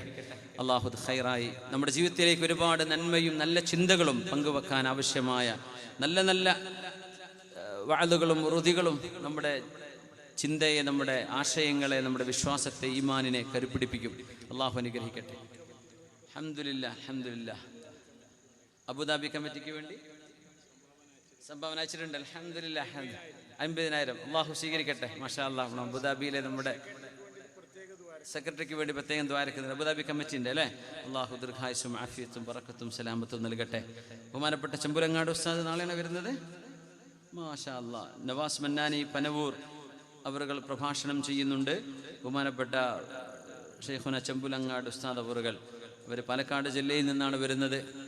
പ്രായമേറിയ വന്ന വയോധികനാണ്, നല്ലൊരു മഹാനാണ്. മാഷാ അല്ലാഹ്. അവരുടെ ദുആയിലൊക്കെ കൂടെ നല്ല ജീവിച്ചിരിപ്പുള്ള മഹാന്മാരിൽ സാത്വികരായ അല്ലാഹനെ ഭയപ്പെടുന്ന മനുഷ്യന്മാർ, മുഅ്മിനീങ്ങൾ വിരലെണ്ണാവുന്ന ഒരുപാട് ആരിഫീങ്ങളും ഔലിയാക്കളും എന്ന് നമ്മൾ വിചാരിക്കുന്ന വല്ലാഹു ഹസീബുഹും ഒരുപാട് ആൾക്കാരുണ്ട്. കൂട്ടത്തിൽപ്പെട്ട ഒരാളാണ് ചമ്പുലങ്ങാട് ഉസ്താദ്. അള്ളാഹു തആല അവർക്ക് ദീർഘായുസ്സും ആഫിയത്തും കൊടുക്കട്ടെ. ഞാനിപ്പോൾ കണ്ടിട്ട് കുറേ ആയി, കുറച്ച് ഇപ്പോൾ 4 വർഷത്തോളമായി കാണും ഉസ്താദിനെ. കൊറോണയുടെ മുമ്പ് ഒരു പരിപാടിക്ക് വേണ്ടി കണ്ടതാണ്. നല്ലൊരു വലിയൊരു മഹാനാണ്. അള്ളാഹു തആല അവരുടെയൊക്കെ ദുആയിലും ആ ഒരു സദസ്സിലൊക്കെ പങ്കെടുത്ത് പുണ്യം കരസ്ഥമാക്കാൻ അല്ലാഹു തൗഫീഖ് ചെയ്യട്ടെ. അൽഹംദുലില്ലാഹി റബ്ബിൽ ആലമീൻ ഹംദൻ യുവാഫി നിഅമഹു വയുകാഫിഉ മസീദ. اللهم صل على سيدنا محمد وعلى آل سيدنا ومولانا محمد.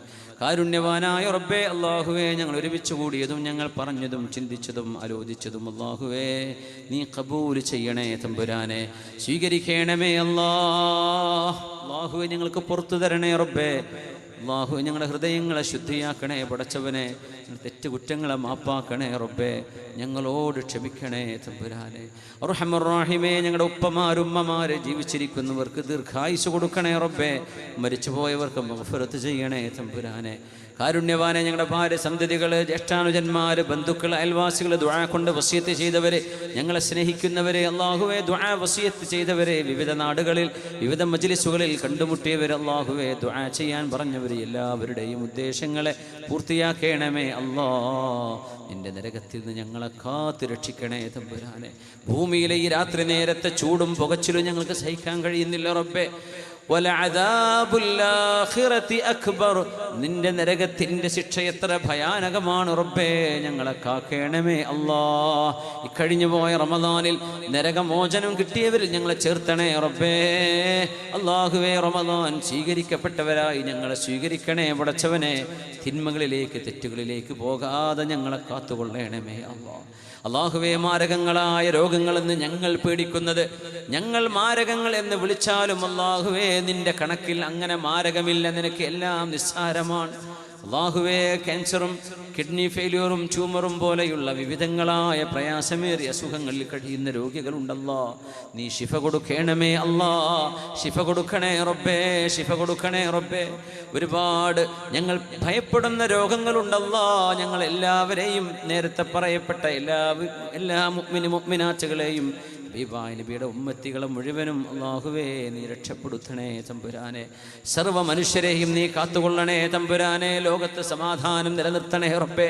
ഞങ്ങളുടെ നാടിൽ ഭാരതത്തിൽ അല്ലാഹുവേ ഒരുമയും സ്നേഹവും മതസൗഹാർദ്ദവും പരസ്പരമുള്ള സഹകരണവും പരസ്പര ബഹുമാനം, നാനാജാതിക്കാർ ഒരുമിച്ച് താമസിക്കുന്ന അവരവരുടെ ആശയങ്ങളും മതവും ആരാധനയും കൊണ്ട് നടക്കുന്ന ഈ നാട് അല്ലാഹുവേ, അല്ലാഹുവേ, കലാപങ്ങളും കെടുതികളും ഇല്ലാത്ത സമാധാനമുള്ള നാടായി നിലനിർത്തേണമേ തമ്പുരാനെ.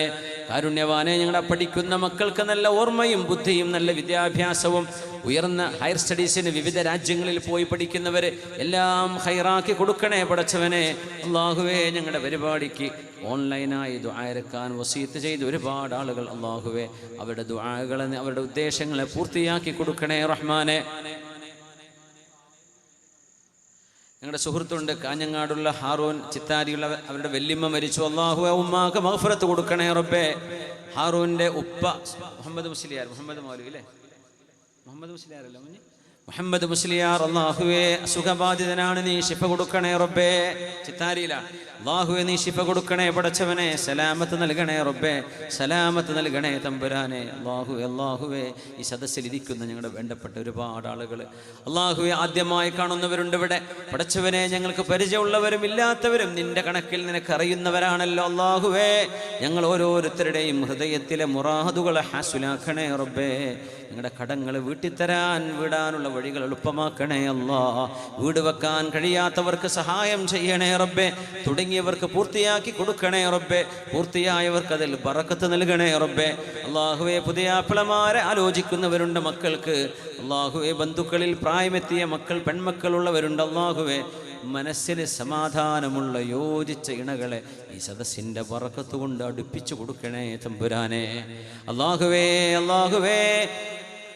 വിവാഹം ചെയ്യാൻ ആഗ്രഹിക്കുന്ന ചെറുപ്പക്കാർക്ക് അല്ലാഹു ഇവർക്ക് ഖൈറായ ദീനിലേക്ക് അവരെ സഹായിക്കുന്ന നല്ല സഹധർമ്മിണികളെ നീ തരപ്പെടുത്തേണമേ തമ്പുരാനെ. വിവാഹം കഴിഞ്ഞവർക്ക് അവരുടെ കുടുംബജീവിതത്തിൽ ബറക്കത്തും സന്തോഷവും സന്താനലബ്ധിയും നൽകണേ പടച്ചവനെ. അല്ലാഹുവേ, തിന്മകളിലേക്ക് തെറ്റുകളിലേക്ക് പോകാതെ ഞങ്ങളുടെ ഉമ്മത്തിനെ കാക്കണേ പടച്ചവനെ. ലഹരിക്കും വ്യഭിചാരത്തിനും അടിമകളാവാത്ത നല്ല മക്കളാക്കണേ റബ്ബേ. സജ്ജനങ്ങളുടെ സ്വഭാവം നൽകണേ റബ്ബേ. നീ ഞങ്ങളെ കാണുന്നുണ്ട്. നിങ്ങൾ എവിടെയാണെങ്കിലും അല്ലാഹു നിങ്ങളുടെ കൂടെയുണ്ട് എന്നല്ലേ റബ്ബേ നീ പറഞ്ഞത്. നീ ഞങ്ങളുടെ ഒപ്പമുണ്ട് എന്ന് ആ ഒരു ബോധം ഞങ്ങൾക്ക് എപ്പോഴും നൽകണേ അല്ലാ. നീയും നിന്റെ റസൂലും വിധിച്ച വിധികൾ, നീ നിന്റെയും ഹബീബിന്റെയും അവിടുത്തെ ശരീഅത്തിന്റെ നിയമങ്ങൾ സമിഅനാ വഅത്വഅനാ, ഞങ്ങൾ കേട്ടു റബ്ബേ, ഞങ്ങൾ അനുസരിച്ചു എന്ന് പറയുന്ന ഈമാനും യഖീനും നൽകണേ അല്ലാ. ഈ ഉമ്മത്തിന്റെ ആദ്യം രക്ഷപ്പെട്ടത് യഖീൻ കൊണ്ടാണ്, പരിത്യാഗം കൊണ്ടാണ്, സുഹുദ് കൊണ്ടാണ്.